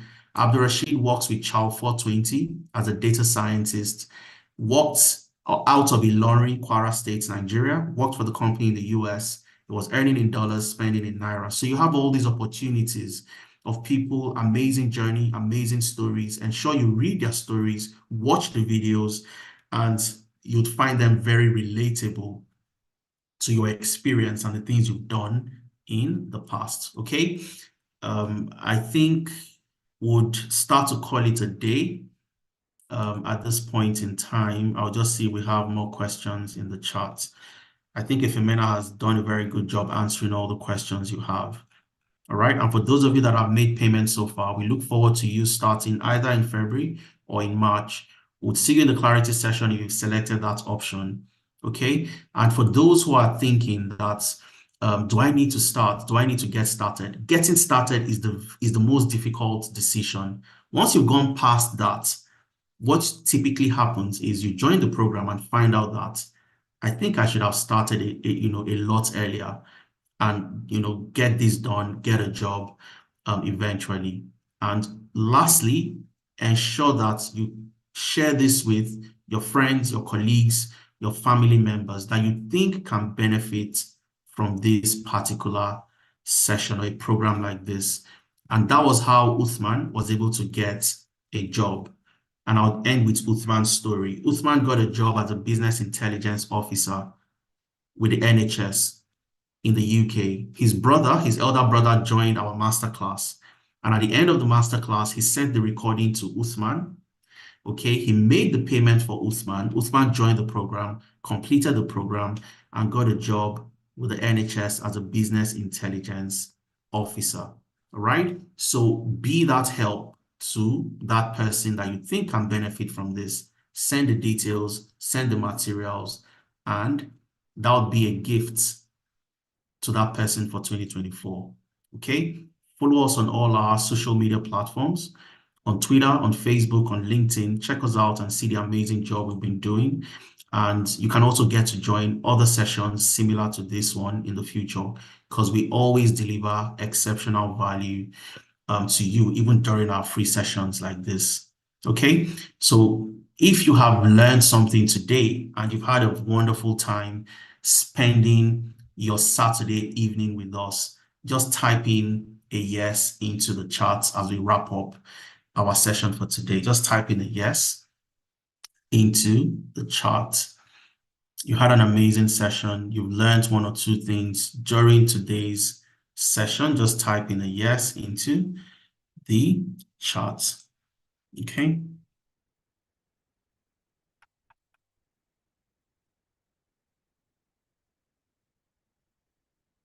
Olawale, thanks, Olawale. Fantastic.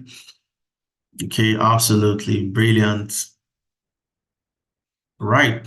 So while we start to wrap up our session, do you want to just give us a very quick parting words, Efe, before we wrap up today? Comfort says, thanks for the new knowledge. Absolutely. It's always a pleasure, Comfort. If you want to give us any parting words before we wrap up today.